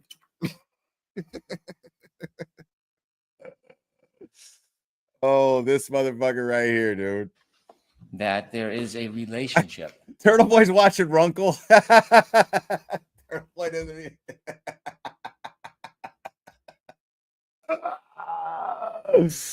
Turtle Boy doesn't give a fuck about what Brendan's saying right now. He's just like, fuck this. I'm just gonna watch Runkle. See what the chat's saying about my interview with with the fucking jurors. Big shout out to Runks. What's up, Runkle? He's not in the chat. I'm just saying, what's up? This is the funniest shit ever, dude. He's like, we're just watching YouTube. Between Mr. Bedrow, Mr. Bradle, who's Mr. Kearney's other attorney, and the defense attorneys in this case.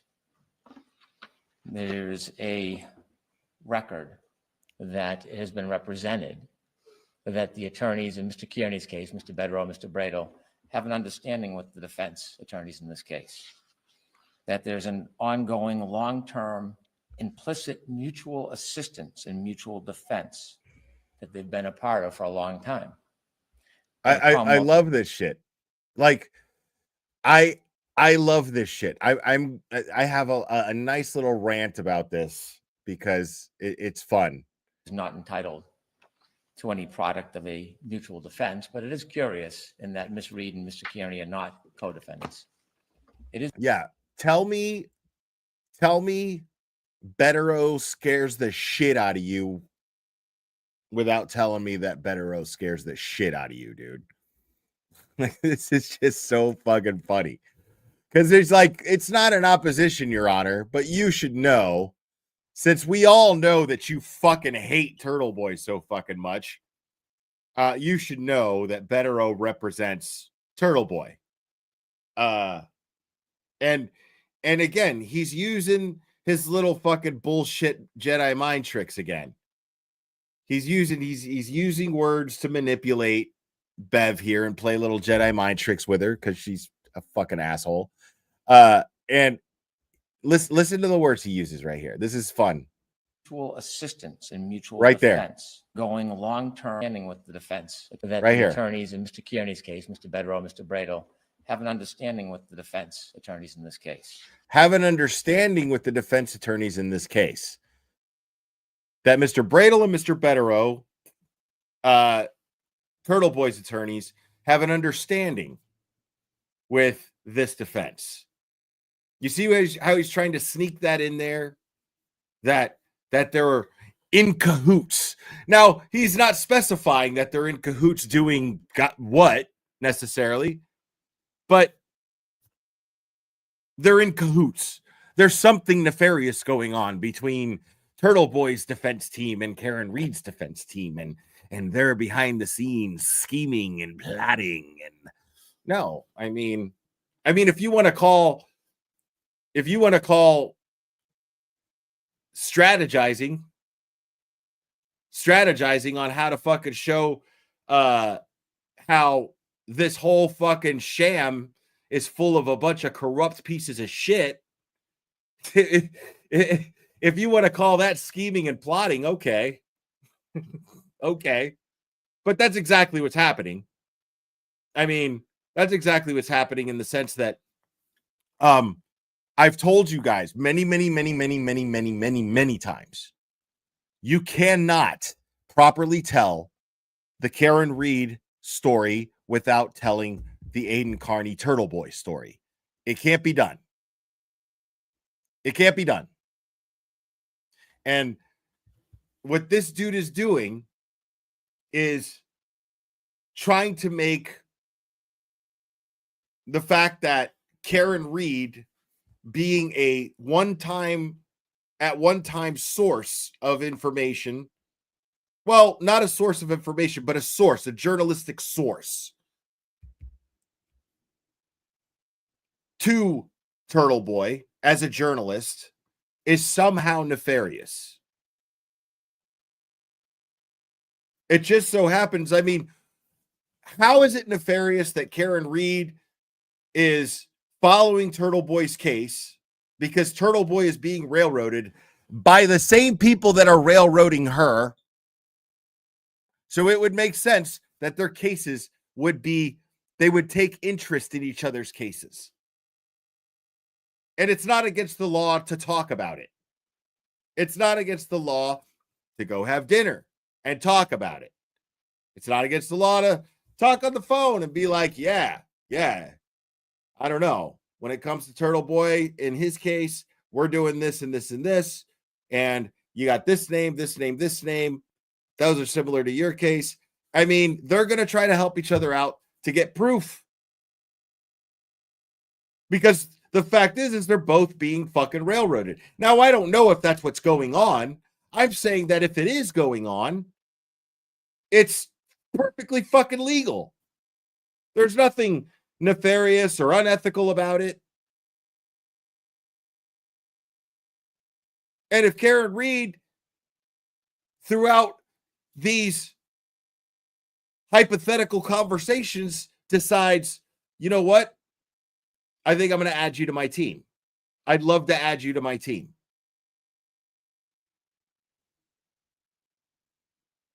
I mean,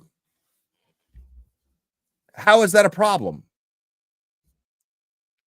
So he's trying to make it out to be like there's some sort of plot here.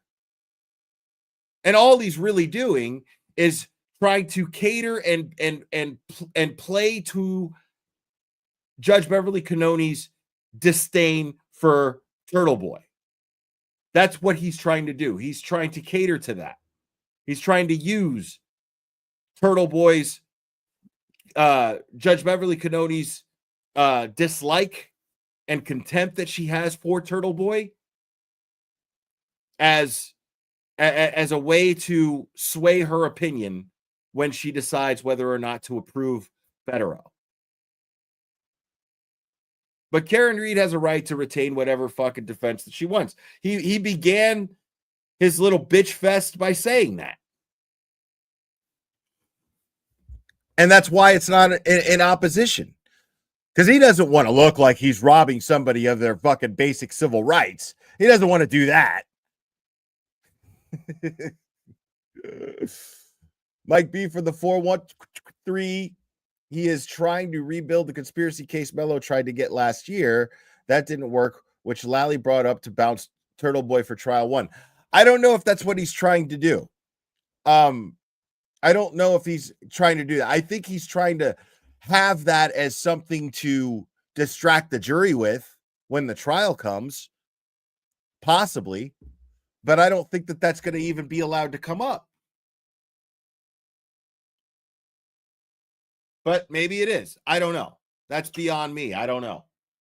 But yes, Brennan is tactical. You cannot underestimate this guy. He's slick with his words.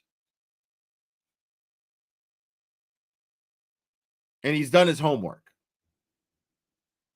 This whole Babe in the Woods fucking bullshit that he's got going on, like that dog don't hunt. Because you can tell that he's done his homework. Because explain to me this, right? Explain to me how this dude is like, I haven't gone through all of the discovery, Your Honor. I haven't gone through all of the discovery, and I'm still catching up on this case. I'm just an innocent bystander in all this. I don't know what Adam Lally did, Your Honor. And now he knows Turtle Boy's story front to back. He knows who represented him. He knows who's representing Turtle Boy. He knows that Turtle Boy and Karen Reed have a history of communication about the case. I mean, so that's really interesting. That's really interesting that Hank Brennan is still kind of just in the dark about everything that's happening with the discovery. Your Honor, I'm new here, Your Honor. I can't. I'm giving the defense everything that I have. I'm doing everything. I only have so much. But here's a detailed history on Turtle Boy and Karen Reed, and I'm going to give you every little bit of information that there is as far as that goes. Okay, bro. Yeah, we're really buying that shit, dude.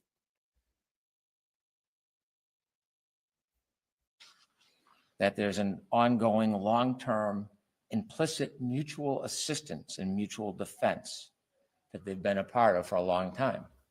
A mutual is not defense to any product of a mutual defense that they've been a part of for a long time. Turtle Boy and Karen Reed have been in a mutual defense. Huh? No, they haven't been. Their cases weren't even really connected officially until you just did it. You just did it. You just did it. Now they're absolutely connected. And my thoughts are going to get more fun on this. Just wait. mutual defense, but it is curious in that Ms. Reed and Mr. Kearney are not co-defendants. It is curious that given the indictments, most of them that deal with witnesses in this case that allegedly have been harassed and intimidated, it is curious that that relationship exists and the nature of that relationship. It's not something that I think I'm entitled to, but the court certainly could delve into that ex parte. It's important because we'll later talk about. I'm not going to do it, Judge. I'm not going to do it, but maybe on your own time. Maybe you would like to look into this yourself, Judge. I'm not going to argue against Mr. Betterow. Who am I to dictate, Your Honor, that Karen Reed can't retain any counsel who she pleases to retain? Whatever she wants, she has rights. Yeah, I'm not gonna get into these things, but maybe if you're feeling so inclined, Your Honor, you know what I mean? Wink, wink. You can go and you can look yourself and see if and decide maybe Karen Reed coaxed Aiden Carney into intimidating and harassing witnesses. I can't accuse them of this because it's absolute bullshit. But maybe since you hate Turtle Boy so much, you'll come to that conclusion yourself on your own. Ex parte.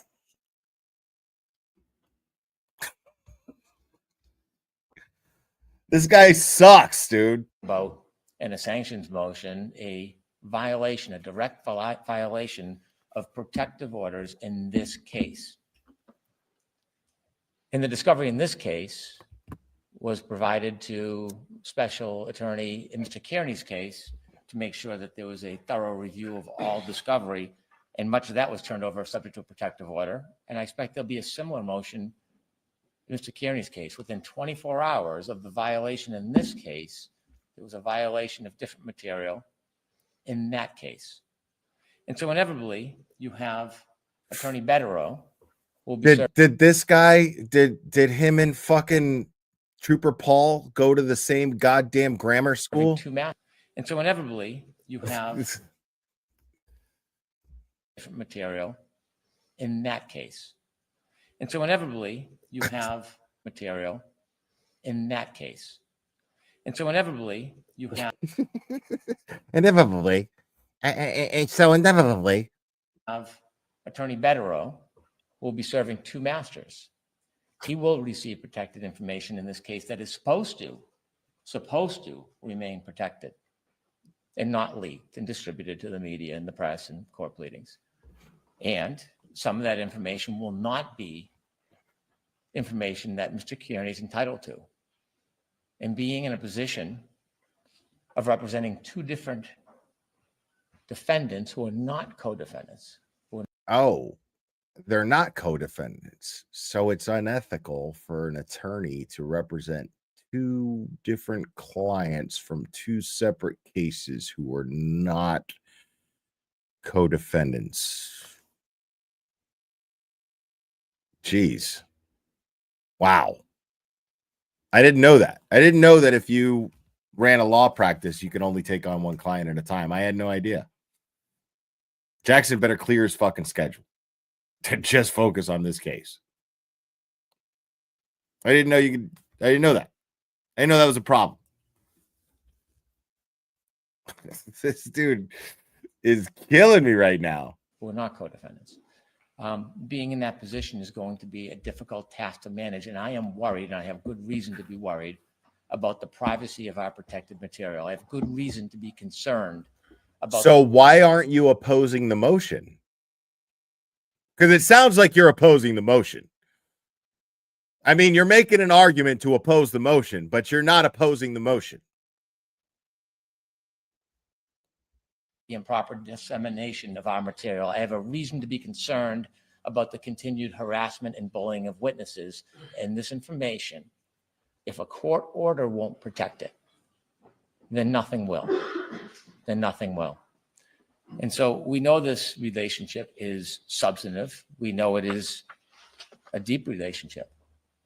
The attorneys, in fact, in this case, have direct communications or had with Mr. Kearney, over 29 calls each. And so, not to speculate, but having a mutual agreement, a mutual aid agreement, does not allow an attorney then to become one of the attorneys who is entitled to protection under a protective order in a particular case. It doesn't. And that concerns the government. And so while I do not object to Attorney Betterow, they should have as many lawyers as they want. I think the court should have some caution and some concern and should consider some type of inquiry ex parte without the Commonwealth present about the nature of this joint aid agreement and the history of it and whether protected information was ever shared prior to Mr. Betterow presumably joining this case, and whether this protocol in place that if there is protected information in this case, that it does not leak again. It does not get shared with a non-co-defendant. I don't even know how to describe the relationship. I'm asking the court to consider assuring itself of those safety measures because this trial is going to happen. And these witnesses should be able to walk into this courtroom without fear, without bullying, without abuse. And that has not happened. For many reasons, it has not happened. And this makes it a more complicated issue. The defendant is entitled to a fair trial, which means she's entitled to another attorney. So I don't object. But the Commonwealth is entitled to. The Commonwealth is entitled to a fair trial. And he just said that shit out loud. The Commonwealth is entitled to a fair trial. You're not on trial, dickhead.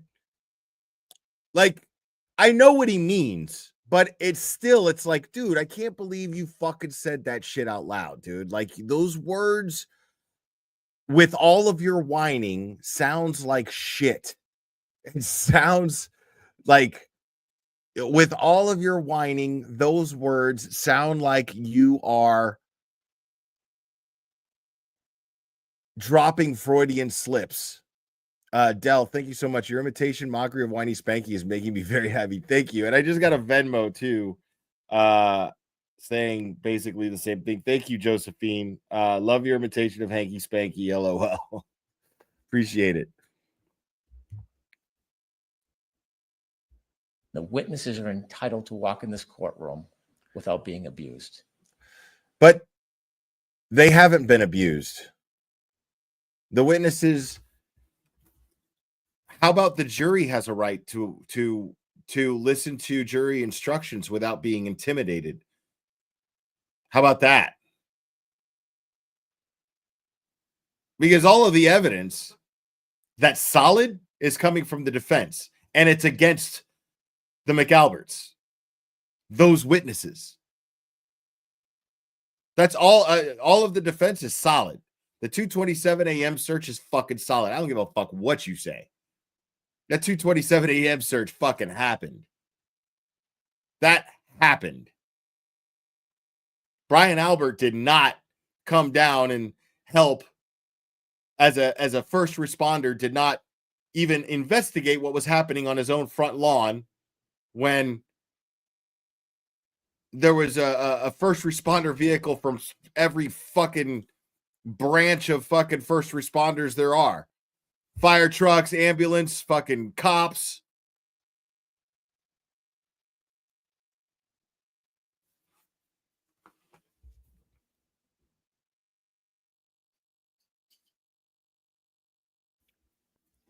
Wow, dude. Like, that happened. Jen McCabe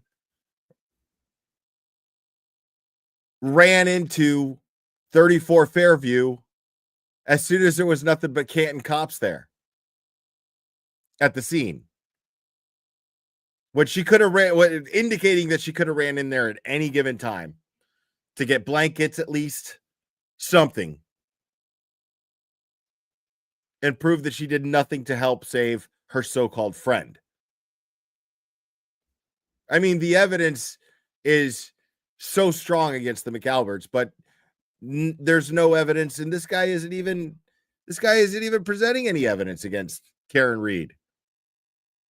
He's filing motion after motion to try to block Karen Reed from having any type of a defense, which is also extremely telling. And this is the kind of thing that a judge should be able to catch. And that's the kind of thing that a judge, when they catch it, would put a stop to this shit. Why isn't Bev doing that? That's the question we all need to be asking right now. Why is Bev allowing this to go on and on and on?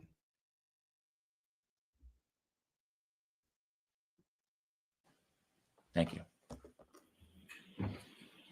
Okay. Now, I wonder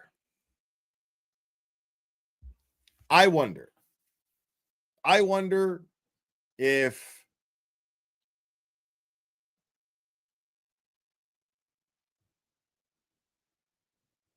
this was a chess move on Karen Reed's defense team's part. I wonder, I don't know, but I wonder if Betterow and Karen Reed's defense team were planning on Brennan pulling this shit here today and intertwining Turtle Boy's case with Karen Reed's case.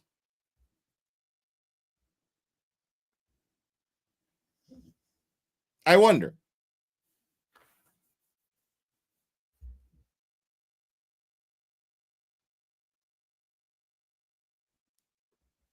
Olivia, what's up? Bev is participating in it. She's fueling it with her goddamn dramatics, histrionics, huffing and puffing. Totally. Yeah. It's she's in panic mode. Like, especially since at this point, according to the Howie Carr and Turtle Boy conversation that we listened to earlier, because I haven't listened to this in its entirety yet. They're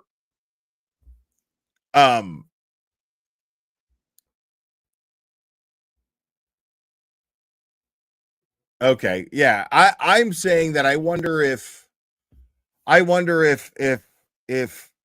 they were counting on Brennan to do this, is my question. And if so, why? Because they had to expect this. But I wonder if the whole point is if Brennan does this and Bev makes this decision, because maybe Brennan is setting it up to go, okay, well,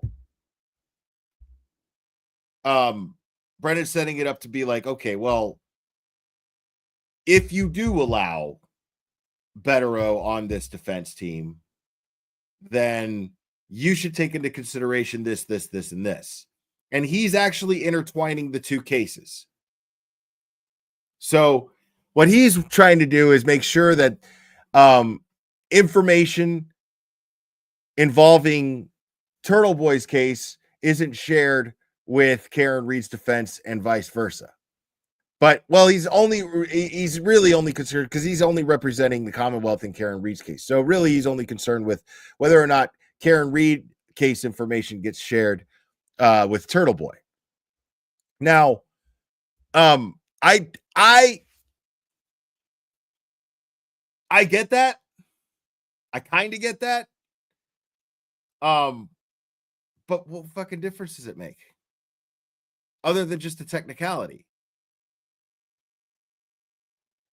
Like, this is just him being afraid of Bettero. And if you've been following the Turtle Boy case, Bettero has got his pins set up to be knocked the fuck down. Those Bettero letters are very, very revealing. And those Bettero letters are absolutely indicating, at the very least, that they plan to call Ken Mello, the special prosecutor assigned to Turtle Boy's case, to the stand. Because in the Bettero letters, they claim that they could prove collusion. They could prove the corruption that Turtle Boy was setting out to prove in the Karen Reed case. And this is what he's afraid of. This is why he's afraid of Bettero joining the team. Because otherwise, if it was just the case of we don't oppose, it's fine. She can hire as many people as she wants. Cool. But if he really felt that way, he wouldn't be putting up this argument. He's scared. Because in Turtle Boy's case, once this goes to trial, there is a very, very, very strong chance that Turtle Boy will be able to prove to a jury that the very same investigators that he's been trying to prove were corrupt in the Karen Reed case were absolutely corrupt in railroading him to get us to where we are now. And I'm wondering if that gets led into Karen Reed's case. I mean, that's it. And what have I been saying this whole time? The irony is beautiful. If they had never charged Turtle Boy in the first place, Turtle Boy would not have the proof that the people who railroaded Karen Reed railroaded him. And ironically, they charged him to try to shut him up because he was trying to prove that these people were railroading Karen Reed.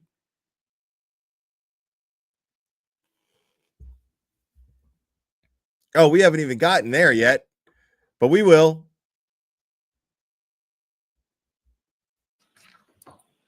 Ms. Giannetti, I have to consider everything that was just said, but I'll wait for your affidavit.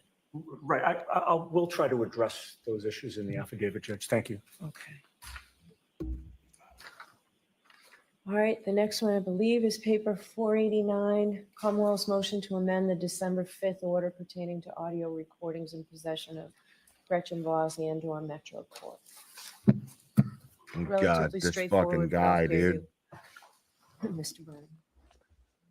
Your Honor, you provided us the full. All right, I'm gonna have to audio speed this up because I've been live for almost between 3 hours already. The defendant, attorneys, and Ms. Voss. I'd like to have it transcribed because I expect to use many parts of it for trial. The order was all the attorneys could listen to it. I can report none of the attorneys have listened to it other than me. It was sent to a transcriber, but I told the transcriber not to listen to it or record it because although I expect it might have been in executive order, I want to be beyond caution on this and beyond reproach. So I'm asking permission for me to be able to make a copy, stenographer make a copy so that we can identify pieces that we expect to use for trial. Okay, there's no objection to this, is there? No, Your Honor. Of course, I'll provide that copy if you want. Yes. All right, so this is allowed.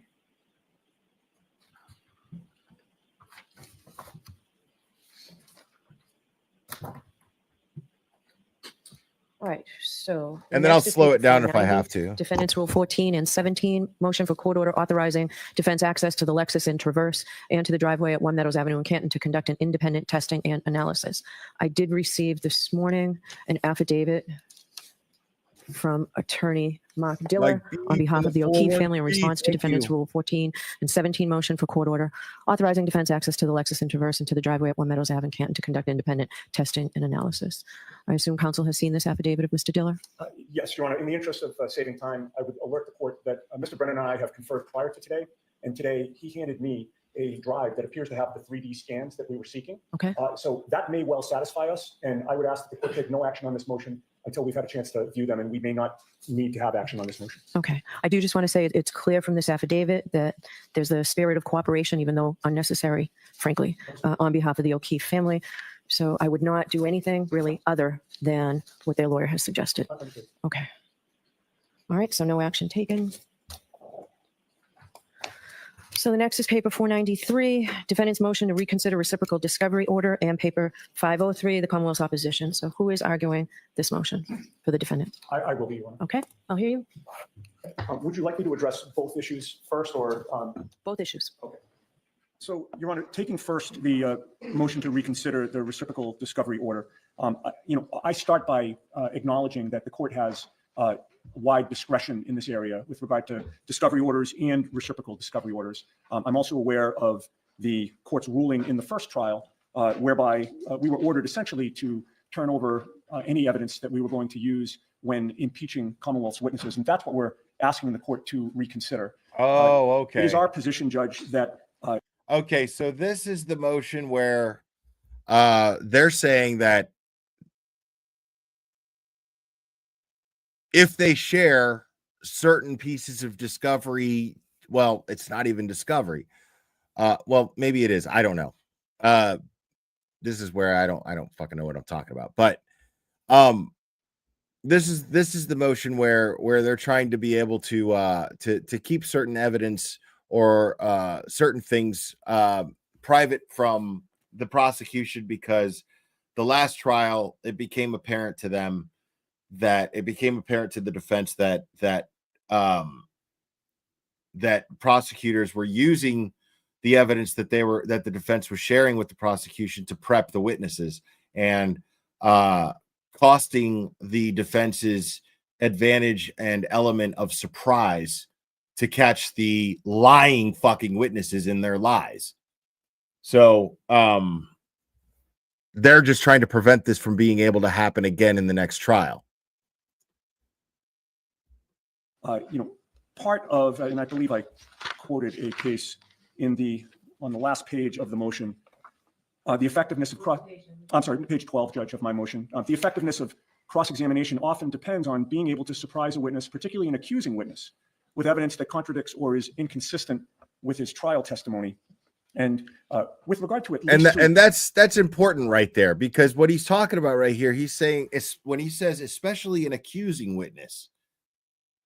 Because, I mean, if you're being accused, if you're innocent until proven guilty, you're on trial for a crime, but the system and our justice system dictates that you are innocent until proven guilty. And in order to prove that you're guilty, a jury of your peers has to vote unanimously and that you're guilty. They have to decide unanimously that you are guilty, right? So what the cerebral ninja here is saying is that you have to assume that the accusers could be lying. If the very people who are accusing her of this crime could be lying, well, then in order to catch them on lies, Karen Reed has the right to try to catch them on lies. Right? And if you take away the element of surprise and their tools in order to be able to legitimately catch them on their lies, well, then you're violating Karen Reed of her rights. You're violating her of her very right to defend herself.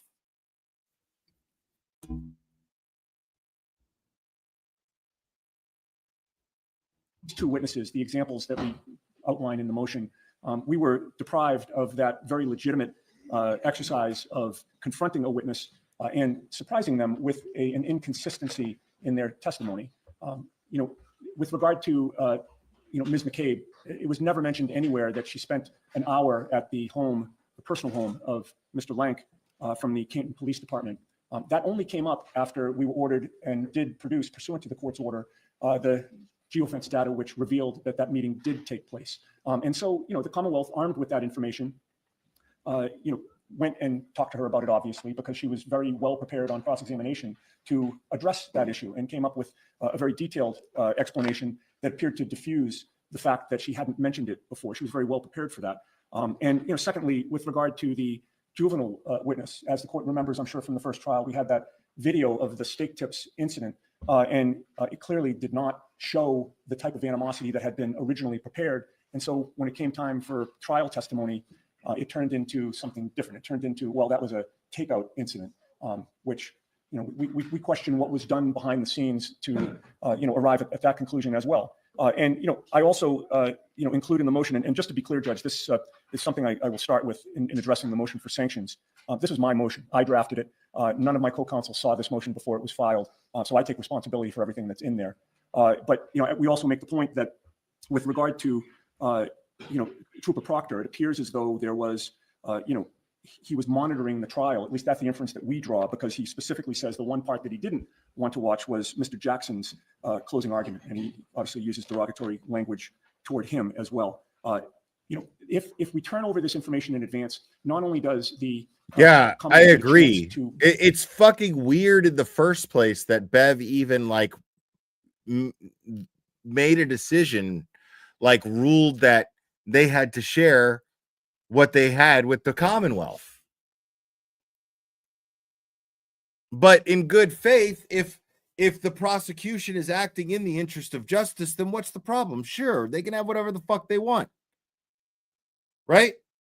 If they're, as Alan Jackson drove home in that Boston 25 Ted Daniel interview with Karen Reed, Alan Jackson was sitting there, and the point that he kept driving home in that interview was the prosecution's responsibility is to seek the truth. And that's Vinnie Politan's argument too, right? It's the prosecution's responsibility to seek the truth, right? So if that's the case, if you're assuming that is if that is what the prosecution is operating under, well, then what's the problem? Sure, they can have whatever the fuck they want. The problem is that there were strong indications in the last trial that they did not behave ethically, because you're not supposed to share this information with your witnesses, and you're not supposed to use this information to prep your witnesses. That's not what that information is designed. That's not what the purpose of that information is designed for. Purpose of that information being shared is to just simply get to the truth. Brother counsel and brother counsel, no pun intended, but brother counsel and brother counsel working in concert to get to the truth and make sure that John O'Keefe gets justice. And if they're barking up the wrong tree and Karen Reed is not the right one, well, then, okay, we need to dismiss her charges and move on to find out who was responsible.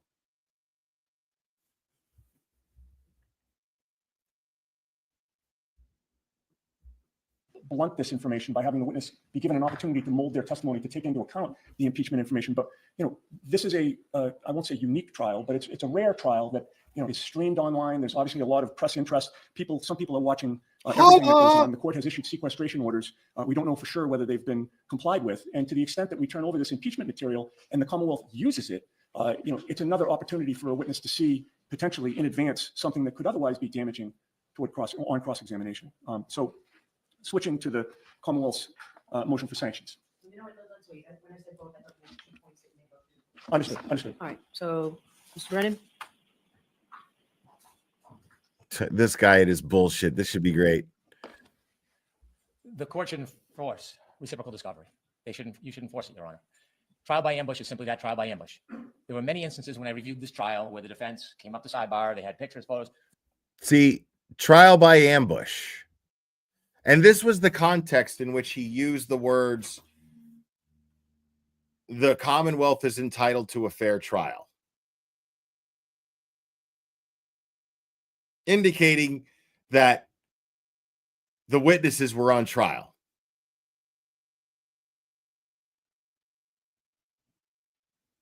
The Commonwealth has a right to a fair trial. That reciprocal evidence is in the interest of justice, right? So, I mean, that's just bullshit here. It's great, like I said, for all the reasons that I explained earlier. But the problem is that if it's abused by the Commonwealth, then then this reciprocal discovery is not in the interest of Karen Reed getting a fair trial. And so he's sitting here going, yeah, trial by ambush. Fuck yeah. In order to, you have to be able, you can't ambush the defendant because the defendant has rights. But if the accuser is sitting on the witness stand,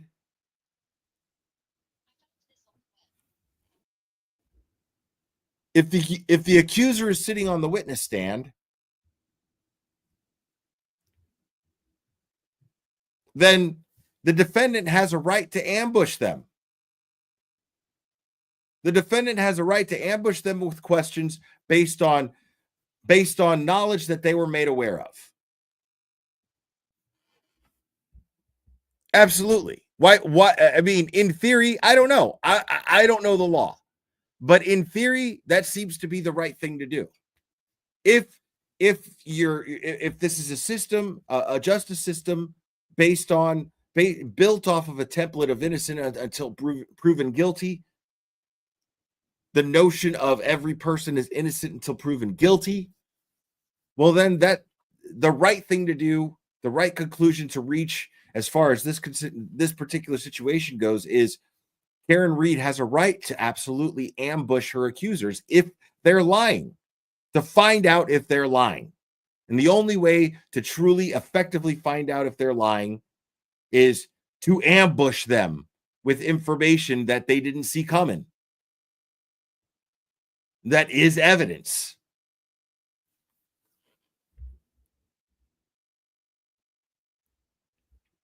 Things they didn't turn over that they expected to use for impeachment.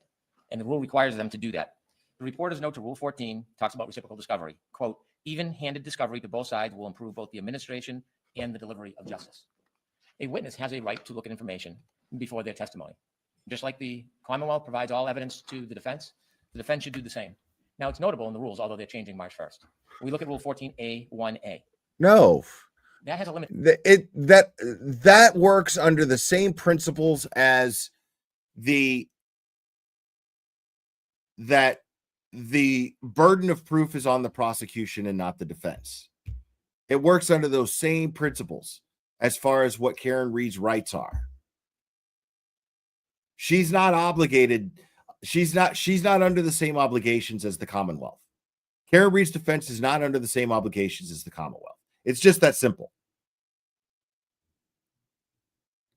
So, I mean, it's if the burden of proof is on the Commonwealth, then yes, Karen Reed has rights. She has a right to know her accusers, and she has the right to know what they're accusing her of and what fucking grounds they're accusing her of.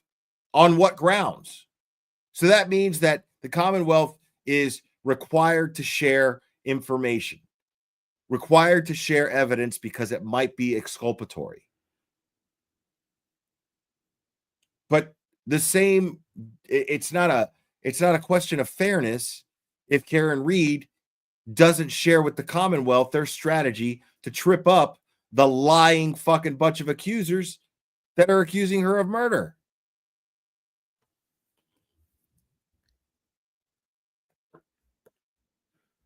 A limitation in discovery for the Commonwealth under the person's direction and control.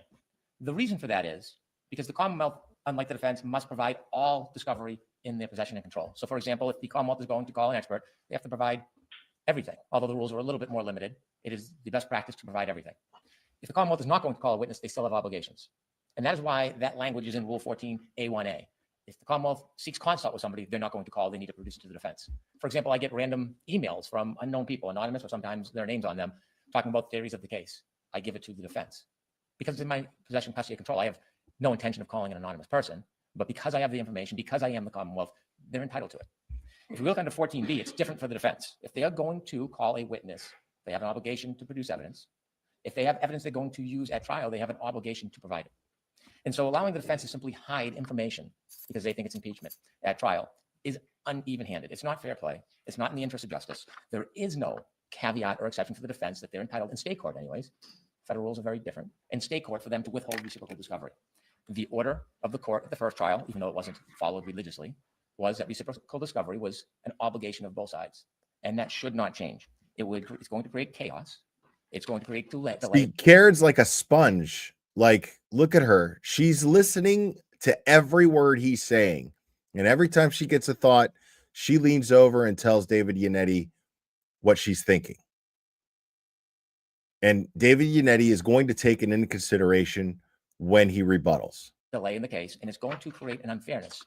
It will be trial by ambush. It will be. And so since there is no caveat or exception for the defense, and since there's no entitlement to withhold impeachment material, we should not make an exception for this team. They should provide it like everybody else. So I'm asking you to maintain the reciprocal discovery order that is already in place, and then hopefully at this trial, it will be abided by. Okay. Was there any follow-up to that? The motion for sanctions will be a little bit later. Right. The only thing I would point out, Your Honor, is that with regard to the report of Jennifer McCabe, I should say, revealing this link meeting, that report wasn't provided to us until after she testified. And I think this court remembers from the trial that there was sort of a rolling discovery that we received even as the trial was going on. So I just wanted to make that point. Okay. Your Honor, I've tried my best, and I will continue to provide all discovery timely to the defense. Thank you. I've been on the side where late discovery comes in a trial. And I never want that to happen. right. And that shit is just precious right here, bro. Your Honor, is that with regard to the report of Jennifer McCabe, I should say, revealing this link meeting, that report wasn't provided to us until after she testified. And I think this court remembers from the trial that there was sort of a rolling discovery. So right there, they're pointing out, and I'm pretty sure that that's what Karen Reed probably reminded David Yannetti of when she leaned over and said something to him. If I had to guess, I'd say that's exactly what happened.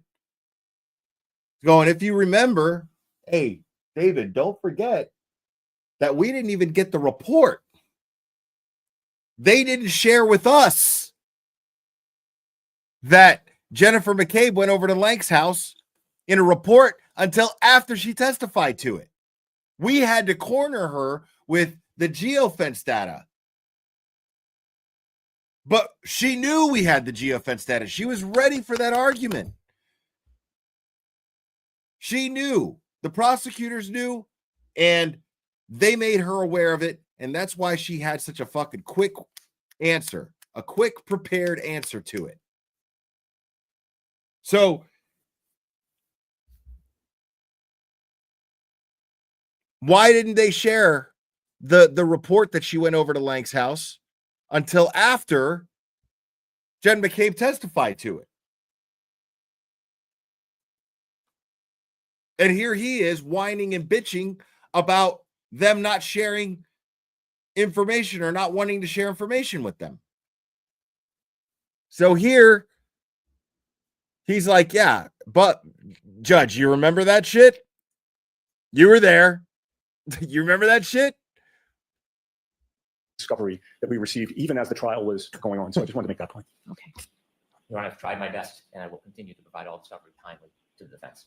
Thank you. I've been on. I tried my best. I tried my best. The side where late discovery comes in a trial. And I never want that to happen. Sometimes exceptions happen on both sides. But that is not the intent of the Commonwealth. The Commonwealth is doing everything possible to give the defense more discovery than they're entitled to as early as we can. to give the Commonwealth more than they're entitled to. But you haven't given them what they're already entitled to. What do you mean? You haven't given them what they're already entitled to. That's their argument. That's been their argument for 3 fucking years.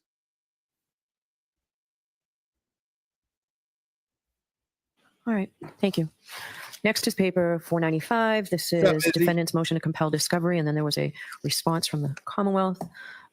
Paper 502. So who's arguing this for the defendant? Thank you, Your Honor. Okay. All right. Your Honor, we filed a motion to compel certain discovery that is still outstanding. There's 10 items. I'll address those in turn.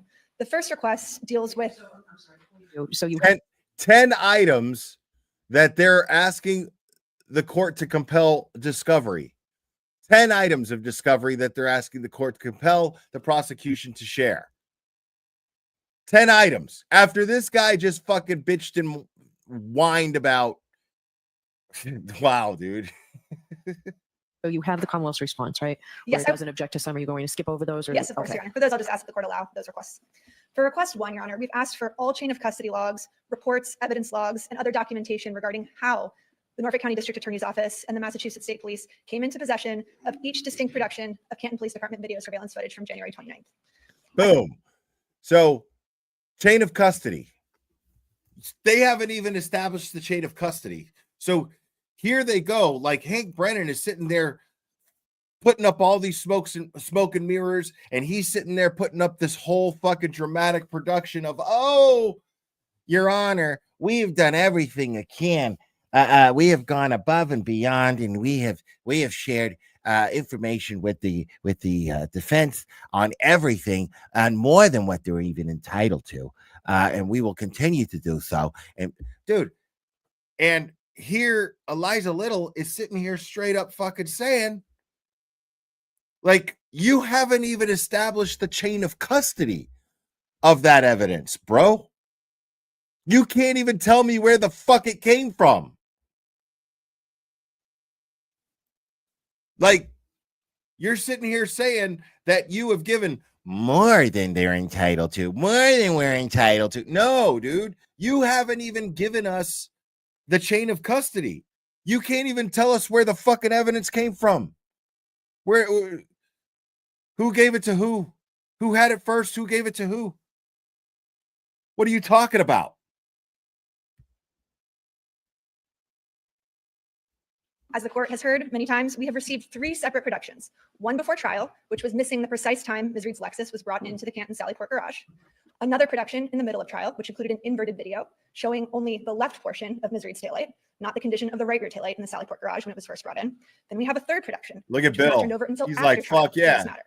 In that production, we have video surveillance footage from outside the Canton Police Department, where it shows Brian Higgins on his cell phone talking to someone at 1:30 a.m. outside of the Canton Police Department. Yo, can we talk about Bill and like how he is just fucking rocking the fuck out of that turtleneck, dude? Like, I've never seen anybody rock a turtleneck like that since Christopher motherfucking Walken. The only report or documentation associated with any of those 3 productions is a singular report from July of 2024 that details an IT person, Colleen Crawford's, review of video surveillance footage and summarizing information about what she looked at. We have no chain of custody logs, no evidence logs, no reports regarding the download of that information. We don't know who the custodian of records is with regards to those 3 productions, or how this information magically appeared in the Massachusetts State Police and Norfolk County DA's. Right. We are entitled to that. We're simply asking for what we have in all the other video surveillance footage, evidence logs, a copy of when that was booked into evidence. The Commonwealth cannot skirt their discovery obligations by simply failing to memorialize evidence that doesn't help them. I love that. Obligation. They cannot skirt their obligations by simply failing to memorialize their obligations. They cannot skirt their obligations. Look at this. I love the way she worded that. Other video surveillance footage, evidence logs, a copy of when that was booked into evidence. The Commonwealth cannot skirt their discovery obligations by simply failing to memorialize evidence that doesn't help them. So does the Commonwealth have an obligation to create it? Their discovery obligation, evidence logs, a copy of when that was booked into evidence. The Commonwealth cannot skirt their discovery obligations by simply failing to memorialize evidence that doesn't help them. Simply not memorializing evidence that doesn't help them. It doesn't serve them. So just because if they think that that's something that's not going to help their case, we'll just pretend like it never existed. So we won't log it. We won't document and memorialize any chain of custody who handed it to who downloaded it from here, who gave it to here, who emailed it to who. That's none of that stuff. Like, by not memorializing that shit, it doesn't just make it go away. Like, this is, I mean, that's exactly what they've been doing. Exactly what she's saying. What they can't do is what they've been fucking doing. Obligation to create a document if it's not already in existence? That information is in their possession. It's Brady, right? We have Canton police officers who handled this footage. We have Massachusetts State police officers who handled this footage. They know that they downloaded the information. You cannot skirt your Brady obligations by failing to memorialize things in reports. We are asking for basic reports from the witnesses who recovered this evidence. They can't avoid cross-examination on evidence that they're admitting at trial by failing to disclose who obtained it and when. And I can understand why they might not want to do that. There's an ongoing federal investigation. No one seems to want to take ownership of these videos. Get them. That does not absolve them of their Rule 14 obligations. Get them. We still don't know who the custodian of records is. The Commonwealth cannot skirt its mandatory discovery obligations. The custodian of records. You're going to tell me the Canton police doesn't have a fucking custodian of records?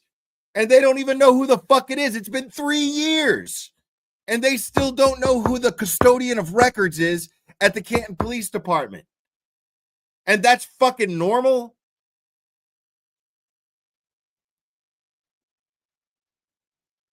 That's fucking normal? Get the fuck out of my face with that shit. How is that normal? How is Judge Bev just like, whatever? What the fuck?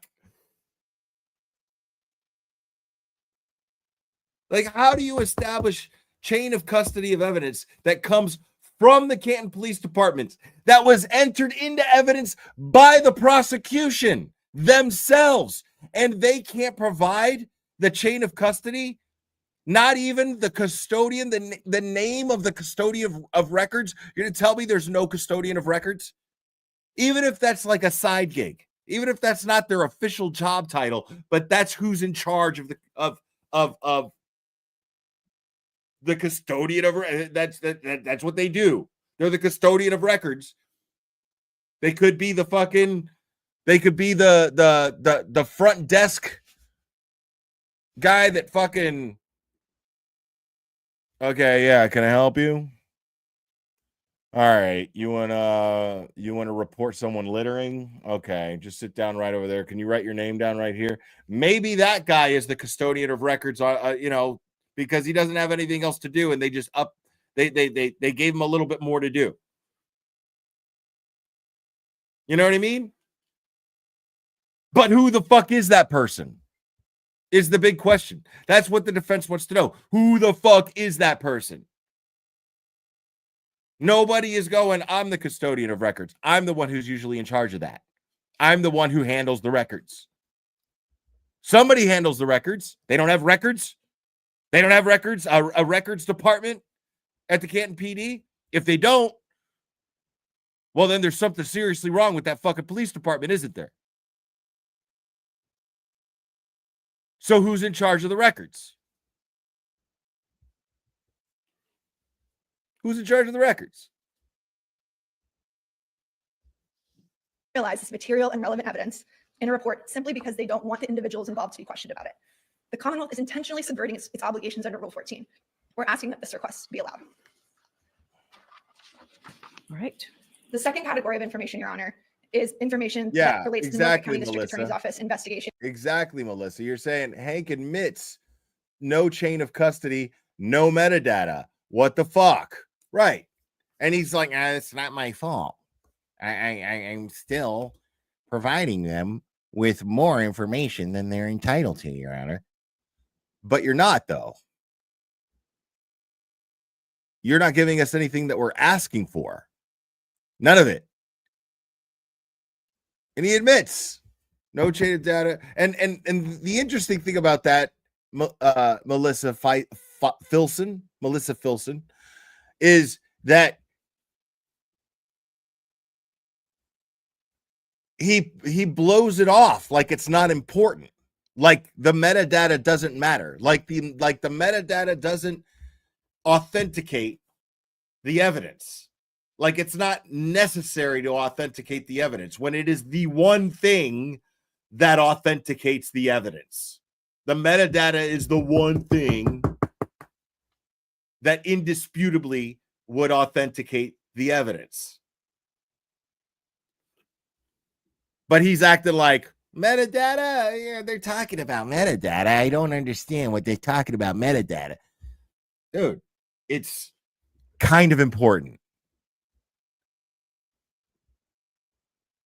Investigation clearing Officer Matthew Farwell of the murder of Sandra Birchmore. There's certain names that this court will recognize. First responding officer, Sergeant Link. Detective, Kevin Albert. Trooper, Mike Dunn. Oh, wait. Is intentionally subverting evidence in a report simply because they don't want the individuals involved to be questioned about it. But that does not absolve them of their Rule 14 obligations. We still don't know who the custodian of records is. The Commonwealth cannot skirt its mandatory discovery obligations by refusing to memorialize this material and relevant evidence in a report simply because they don't want the individuals involved to be questioned about it. The Commonwealth is intentionally subverting its obligations under Rule 14. We're asking that this request be allowed. All right. The second category of Intentionally. information, Your Honor, is information that relates to the Norfolk County District Attorney's Office investigation clearing Officer Matthew Farwell of the murder of Sandra Birchmore. Boom. Fuck yeah, dude. Now Sandra Birchmore has entered the chat.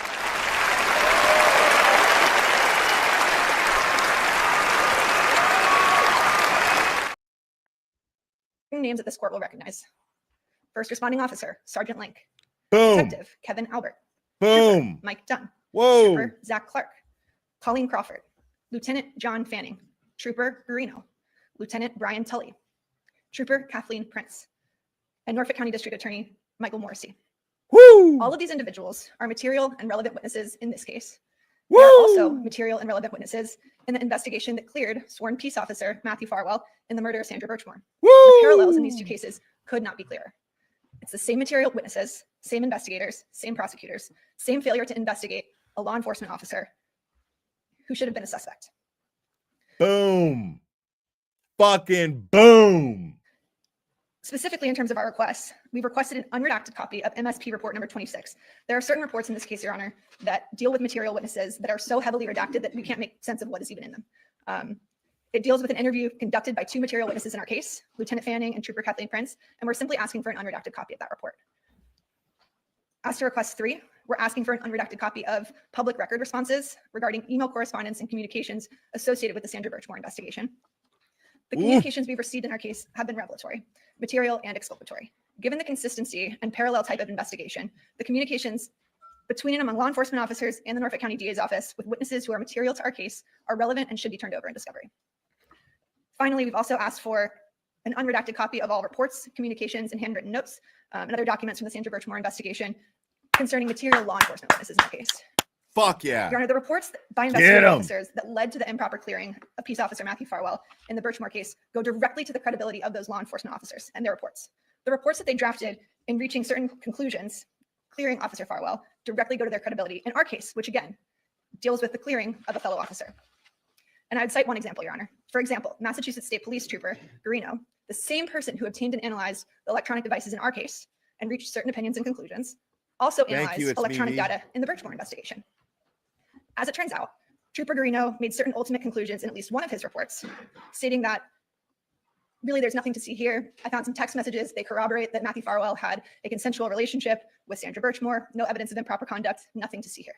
Wow. Yet, when the federal investigators looked at the electronic data, they recovered tens of thousands of text messages between Birchmore and Farwell. It was like 31,000, wasn't it? It was something crazy like that. How many was it, Mizzy? I know you're in the chat. And y'all may like Mizzy is the reason why the Sandra Birchmore case is in the public forefront. It was 32,000. Thank you. Thank you guys. Look at you guys. I fucking love my chat. You guys are amazing. That implicated Farwell in her murder.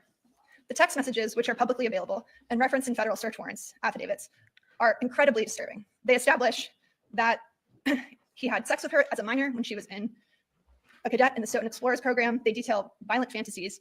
It clearly implicates Matthew Farwell. It's not even a close call. Is it relevant and material to us that the same expert would analyze a fellow officer's electronic devices and make those types of conclusions? Of course it is. This information goes directly to Verino's credibility, bias, competency, and ability to conduct an investigation in this case, where there were law enforcement officers who should have been suspects. As to request number 5, Your Honor, we're asking for documents related to the internal affairs investigation into Trooper Michael Proctor. As the court knows, we have an ongoing Rule 17 motion as well with regard to these documents. The Massachusetts State Police is an agent of the Commonwealth.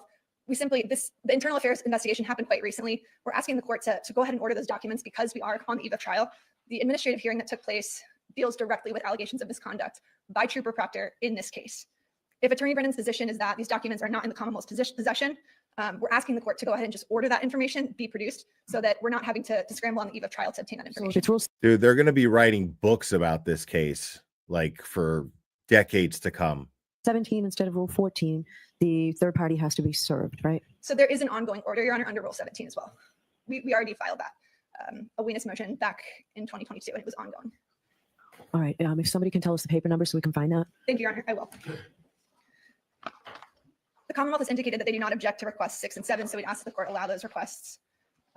As to requests 8 and 9, those deal with a request for communications between the Norfolk County District Attorney's Office and its law enforcement agents on the one hand, and all experts retained by the Commonwealth in connection with this case.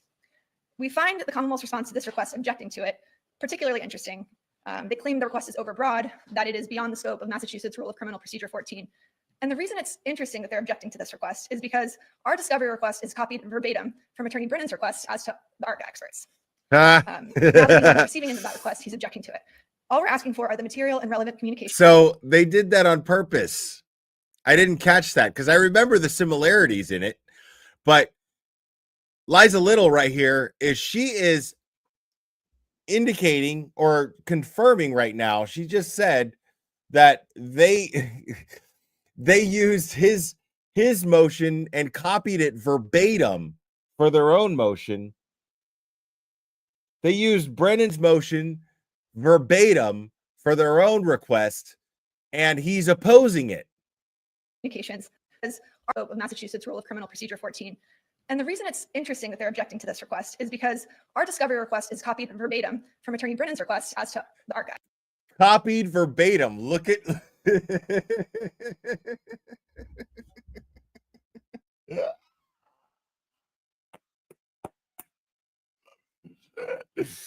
oh, I love this shit. Oh my God. Look at that right there. Karen absolutely knew that that was a tactic they used. And I wouldn't be surprised if it wasn't her. I wouldn't be surprised if it was her idea to be like, why don't we just fucking copy his fucking motion verbatim and let's see if he opposes it. Let's see what happens. Let's just copy it verbatim, like word for fucking word, and let's see if he opposes it. ARC experts. I got it. Is because our discovery request is copied verbatim from Attorney Brennan's request as to the ARC experts. Now that he's on the receiving end of that request, he's objecting to it. Did she just look at the camera? The ARC experts. Now that he's on the receiving end of that request. All right, I gotta show that shit full screen. You guys gotta see. Watch Karen Reed look directly at the camera at all of us to let us know, like, you see what we did there? See what we did there? Watch this shit. Hold on.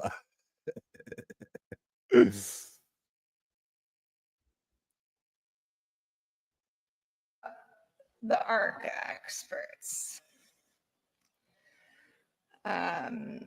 Now that he's on the receiving end of that request, he's objecting to it. All we're asking for are the material and relevant communications that the Commonwealth and its agents have had with their experts in preparation for this case. Ms. Reed is entitled to that, and it's proper in terms of being able to effectively cross-examine those experts. And as to request 10, Your Honor, there's no objection. We'd ask that that be allowed. Okay. Thank you. All right, Mr. Brennan.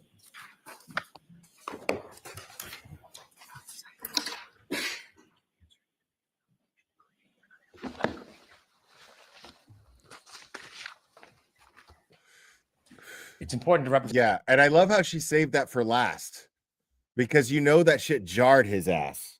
Let's look. Watch this fucking worm squirm, bro. Watch it right now. Present facts accurately. And the court has ordered in the past, when representations have been made, that they be accurate. We hear an echoing of a claim of Brady, but we hear no substance behind that claim from the defense as to, number one, Commonwealth is not going to make logs up that don't exist. They're not going to make a record of something that is not in writing, that there is no witness for. The defense. Okay, so there's no witness for it. So you're confirming right now that there is no chain of custody. Did I just hear that correctly, Spanky? You just confirmed in open court on record to the judge that there is no chain of custody. It's not even a thing. There's not even a witness who could be like, somebody handed this. There's not even a witness to the chain of custody.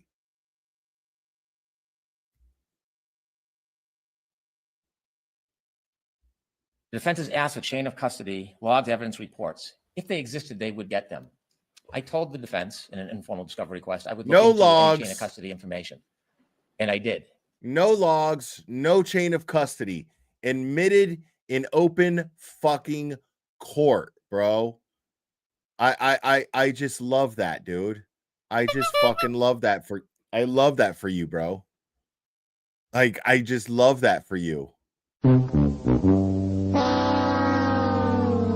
Fail. I've spoken to a number of witnesses, including the retired sergeant, and I expect that I will have him write a report to give to the defense, and I'll provide them all the information that I have. Does this fucking retired sergeant have a goddamn name?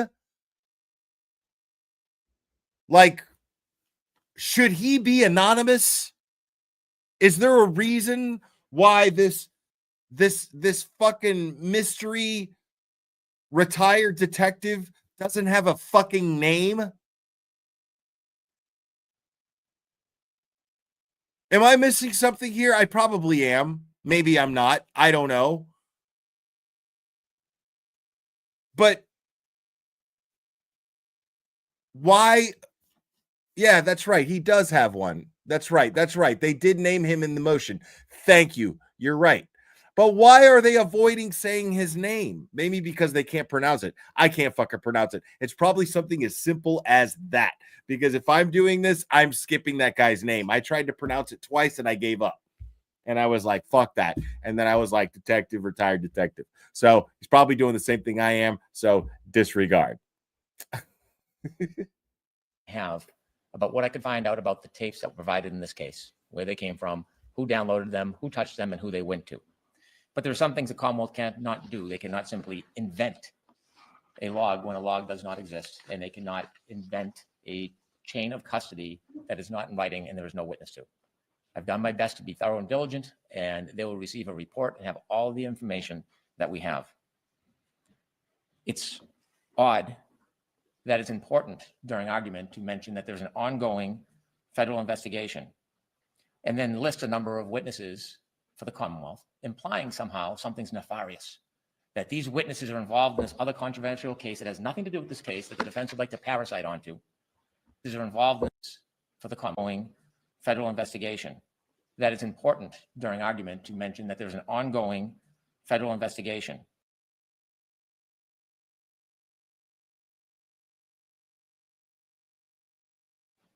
And then list a number of witnesses for the Commonwealth, implying somehow something's nefarious, that these witnesses.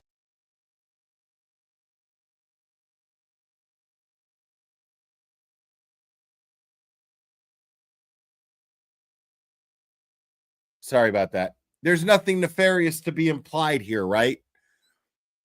There's nothing nefarious to be implied here when the very same investigators, there's a reason why she named them off, by the way. There's a reason why Attorney Little named them off. It's because they're all involved in this case. And you just, with a bold fucking face, said that this case has nothing to do with the other case. that there's nothing to see here, basically. To imply that there's something nefarious when the very same investigators who determined that Sandra Birchmore died of a suicide and the very same Guarino who sat there on the stand in a murder trial and said into a hot mic, "Kill me," before anybody asked him a question, missed 32,000 text messages that prove that Farwell had an inappropriate relationship with a minor and had motive to murder her. And then he gets arrested federally. He gets charged federally.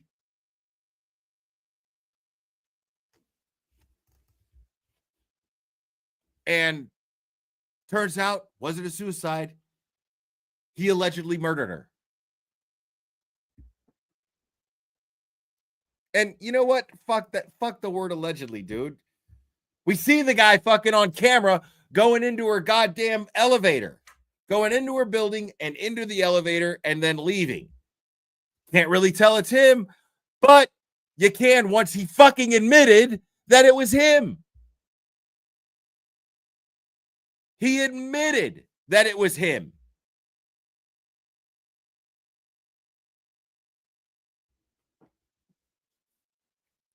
Dude. But there's nothing to imply. It's very odd to imply that there's something nefarious going on in a federal investigation that has nothing to do with this case. No, sorry, dude. I bet you anything it does. Because all those same names, this case, that case, and then you got Michael Morrissey under federal investigation because of this case, which is how we got the ARCA experts. And those same feds ended up busting Farwell.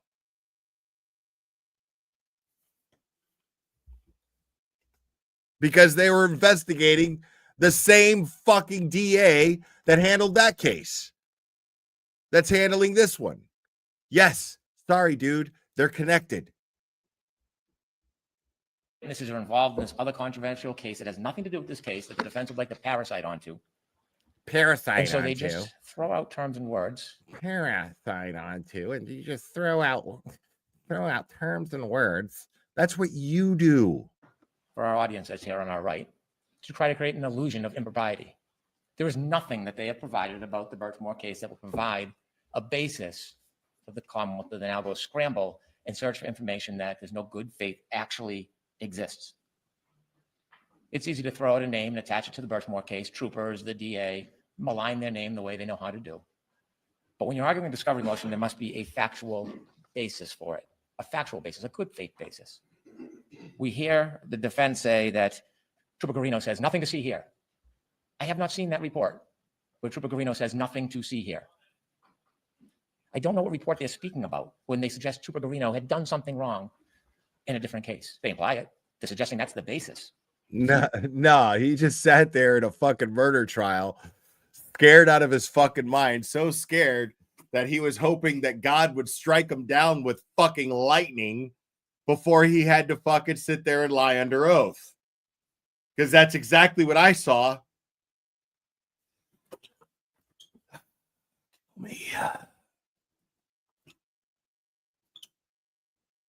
That's what I saw. Saw that happen. And this man is going to be like, I have yet to see a report where he says, a report where he says nothing to see here.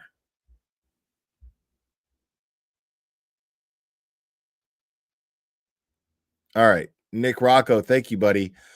Breaking news. The federal judge has already issued an order that the prosecution file a response by 2/26, hearing in federal court on March 5th. Yeah. I talked about that already. Thank you, Nick. Appreciate it, buddy. Yeah, I talked about that already.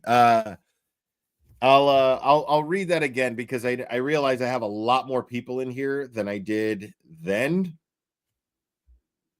Hold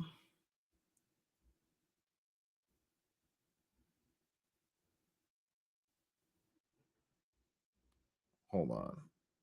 So just for the benefit of those who joined us since, I'll go ahead and read this real quick. So Karen filed a writ of habeas in federal court to overturn the SJC decision regarding double jeopardy dismissal of charges 1 and 3, that would be murder 2 and leaving the scene, resulting in a death. As multiple jury members have come forward stating that they were in agreement that she was not guilty of those charges. So the hearing will be March 5th at 9:30 a.m. in federal court. Obviously, they're not going to stream it. We can't stream it. But yeah. Tuesday's going to be fucking crazy. It absolutely is. I agree, Nick. It is good to have you in here, buddy. It's good to see you as always. Yeah, so now they have to file a motion by the 26th, you said. That was not in my information. So thank you, Nick. Appreciate it. For you to compel discovery on a case that has nothing to do with Ms. Reed's case. They just say it. And so you should reject outright an argument that tries to imply impropriety when there is none, with no factual basis or good faith basis, because they want to entertain our audience. And so the reality is the Birchmore case is being investigated. I'll admit, I'm entertained as fuck. I'm not even going to try to lie about that. I'm entertained as fuck. But that's not why they're doing it. They're not doing it for me. They're not sitting there going, the glare is watching this. You know, that's not what they're doing. They're doing it because it matters. They're doing it because you have a list of cops who investigated in concert the death of a girl a young woman who was pregnant and who was involved in several inappropriate relationships with her superiors. Several. She was groomed, she was abused, and then she was murdered. So, and then it was investigated and ruled a suicide. And those investigators, that list of investigators that in concert determined that this was a suicide, are now investigators in this case. That matters. That matters. So you can sit here with your fucking nothing to see here bullshit all you want. But we're not buying.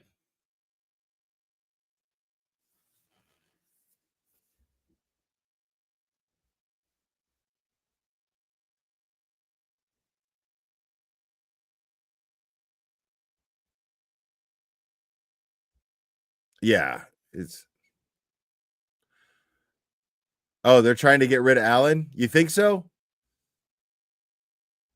I've heard that a couple of times throughout the day. I've seen people commenting this.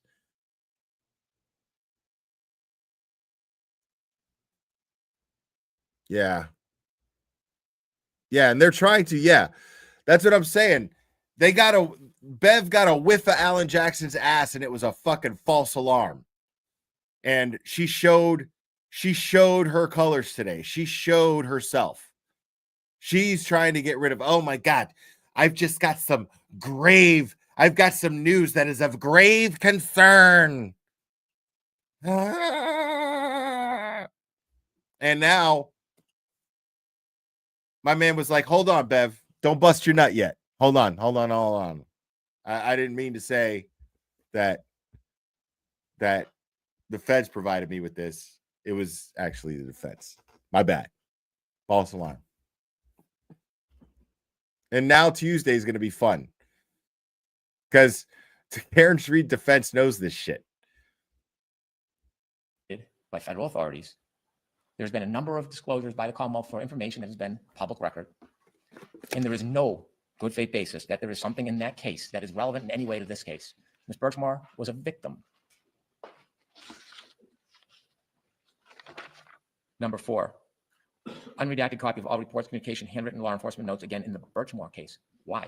Why that case? Troopers work on many cases. That case certainly has a public appeal to it because of the harshness of it, the sadness of it. But what does it have to do with this case? Nothing. It has everything to do with this case because it was the same DA prosecuting it, and it was the same investigators who investigated it. And it turned out that they were a bunch of dirty motherfuckers in that case. So it goes to credibility, to say the least. To say the least. Hashtag Hanky. It goes to credibility of those investigators. They want those notes in that case. They want to know how that case, they want to be able to show a jury how those same investigators handled that case and what happened. Because it goes to credibility of the investigators. Ultimately, it goes to the integrity of the investigation. Thank you, Amara. This hearing was just Brennan protecting, in my opinion. Well, that's all he's ever doing. It's every hearing. Thank you so much, by the way. But it's what he does in every hearing. It's his purpose in this entire thing. That's what his purpose is. But invoking it is helpful for the defense. So they do. You should reject it outright, Your Honor. Reject it outright. Get the fuck Number out 5, of here. all communications, documents, reports, memorandum regarding Trooper Proctor administrative proceedings. Any information in the Commonwealth's possession and control, we would and we do turn over. In addition to what's in our possession and control, we know that there's likely statements that would be helpful for the defense. So we have an affirmative obligation under Graham. In fact, I had a conversation with defense counsel, and they asked if I would join them in a phone call and speak to counsel for the state police to try to encourage the production of materials in this case, whether they're exculpatory or not, even material irrelevant. And I agreed I would do that upon request. Now, that call has not been set up by the defense, but when it is, if it is, I will be there and I'll advocate for them for this information. In addition, there's a Rule 17 that has been ordered by this court that imposes an ongoing duty separately upon the state police. Now, state police has certain protection where it's an internal affair investigation by law. I cannot usurp that law. I can only earnestly try to my best of my ability. I sent an email on January 28, 2025 to a number of attorneys at the state police. And I informed counsel in view of the Commonwealth's responsibilities under Brady v. Maryland and Giglio, and most recently set out in McFarland and Graham. The Norfolk District Attorney's Office is inquiring whether the Mass State Police Legal Department and law enforcement officers assigned to the State Police General Headquarters in possession of any relevant material, statements of Mr. Michael Proctor, witness statements, and any findings relative to the Department of Investigation and hearings relative to this matter. The Commonwealth is under a continuing duty to inquire and obtain all relevant evidence pertaining to witnesses in the matter of Commonwealth v. Karen Reed. All potentially exculpatory and relevant evidence must be disclosed to the defense. Exculpatory evidence is any evidence that would tend to exculpate the defendant or tend to diminish credibility. Exculpatory evidence also. I love how this guy's reading the exact shit that he's defying. Any allegations of misconduct that bear upon the truthfulness and the integrity of the investigation or could be read as suggesting bias or would question one's credibility to be impartial. In addition to any obligations under Mass Rule 14, Commonwealth alerts Internal Affairs Division of Massachusetts State Police to an ongoing Mass Rule Criminal Procedure 17 order for the production of records regarding the investigation of Trooper Michael Proctor. To the extent that any records beyond that was initially produced in March 19, 2024, please provide forthwith to the Commonwealth and the defense. So we are and have made best efforts to provide all of that material. The defense is entitled to it. We cannot force them or compel them, but there is the Rule 17 motion and we'll continue to abide by our obligation and duty. Number 6 and 7, we do not object. Number 8, there is a difference between ARCA, and we'll discuss that in more detail when we get to the ARCA motion, and expert discovery. We have provided, there's a difference between ARCA as an expert witness. All right, I want to skip through this asshole's provided our bullshit entire now. case file for our accident reconstruction expert. Let's We get to this provided part. all of it entitled to discovery. So if they can produce the discovery, I'd welcome ARCA. All right, I'm going to take a recess before the response. All right, please.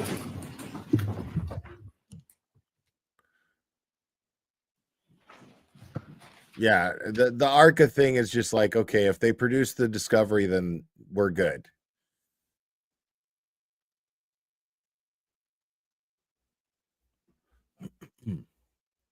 And so I'm just going to skip to the end here because I have to manage time. And I have to see something here. Let me see something.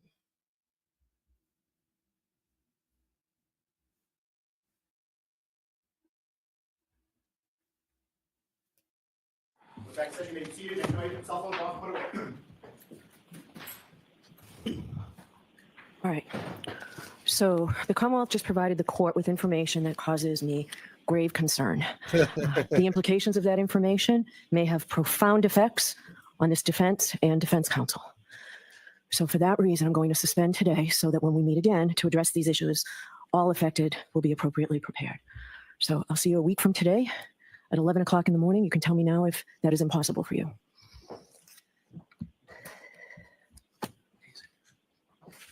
Look at her freaking out. Where the Mr. Brennan, where the federal authorities have been kind enough in the past to allow me to have copies of every.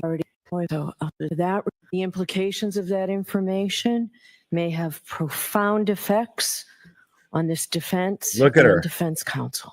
Look at her fidgeting in her So chair. for that reason, I'm going to suspend today so that when we meet again to address these issues, all affected will be appropriately prepared.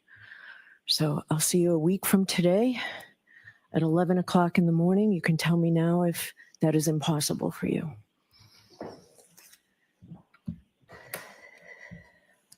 Look at her, dude. She is shaking. And where the Mr. Brennan, where the federal authorities her eye is have even been twitching kind enough in the past to allow me to have copies of everything, would you be kind enough to call over there or check with whomever you were dealing with to see if I can in fact get a copy of everything that you just read? I can, and there's a brief chronology I think Your Honor should be aware of. If I could add that right now, it would take me less than a minute. The chronology is December 4th, we sent another tour request, 2024. January 6th, we filed our notice of intention to exclude ARCA experts. January 30th, 2025, the United States Attorney's Office sent a response to both ours and the defense requests. Without any prompting, on February 6, 2025, the defense and the prosecution received an email from the U.S. Attorney's Office saying that the contract had ended with the ARCA experts and that if either party wanted to engage, the original materials are still protected.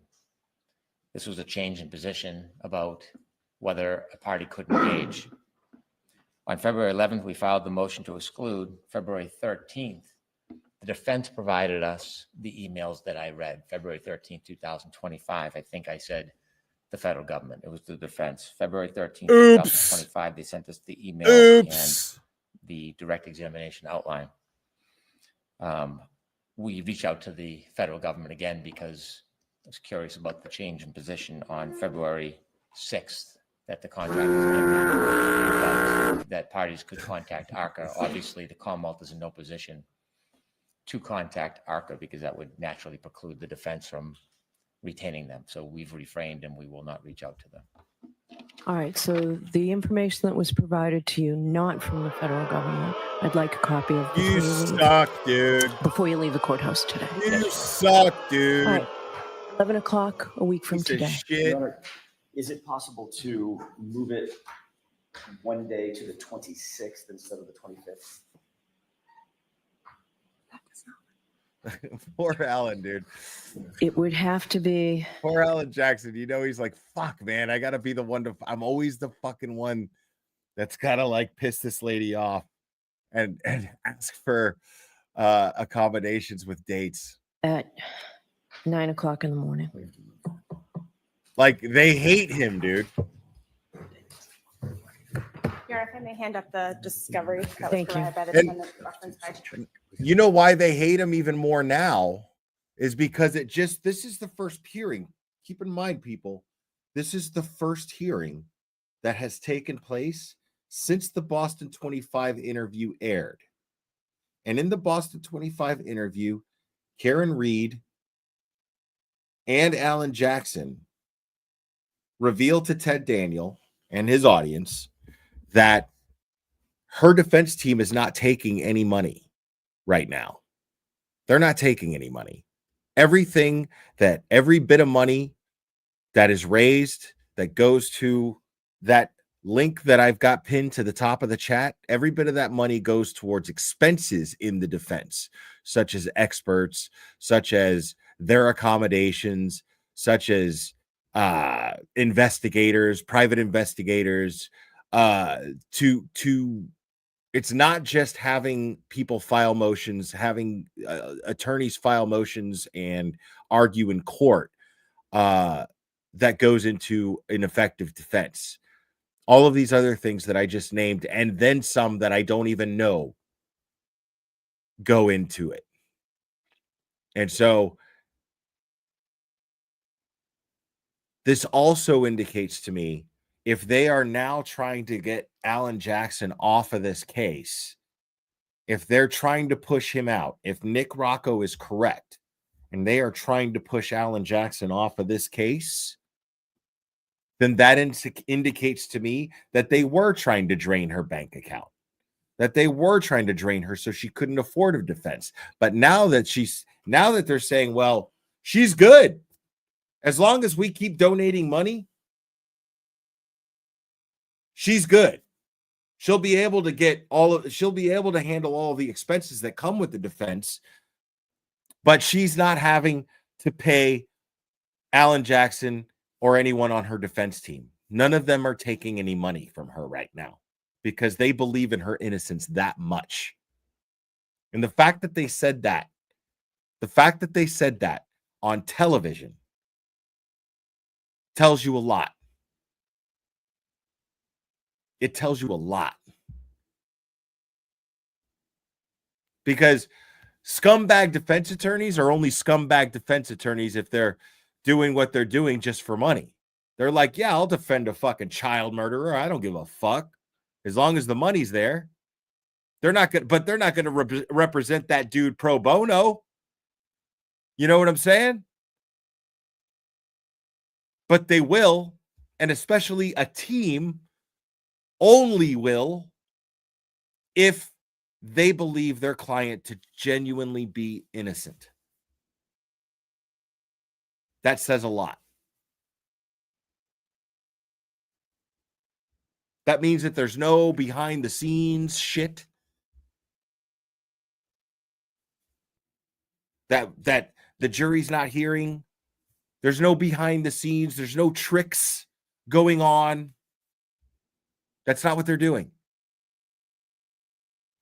They are putting out as much as Judge Beverly Cannoni will allow them to put out.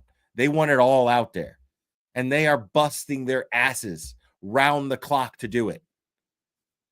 All of them are busting their asses round the clock to do this. And they're not getting paid for it.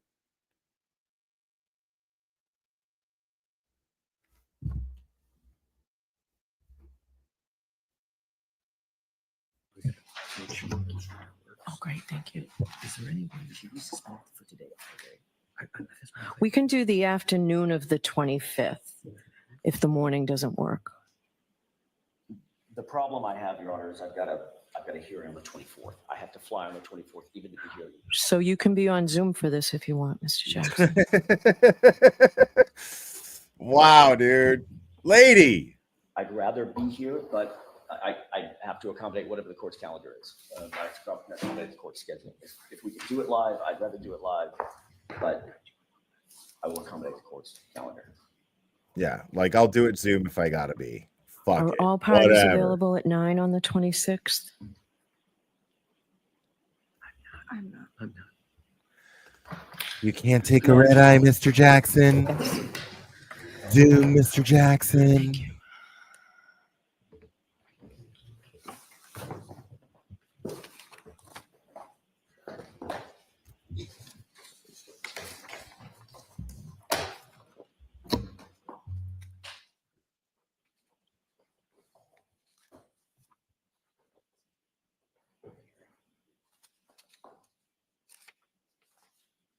What's up, Sleuthy?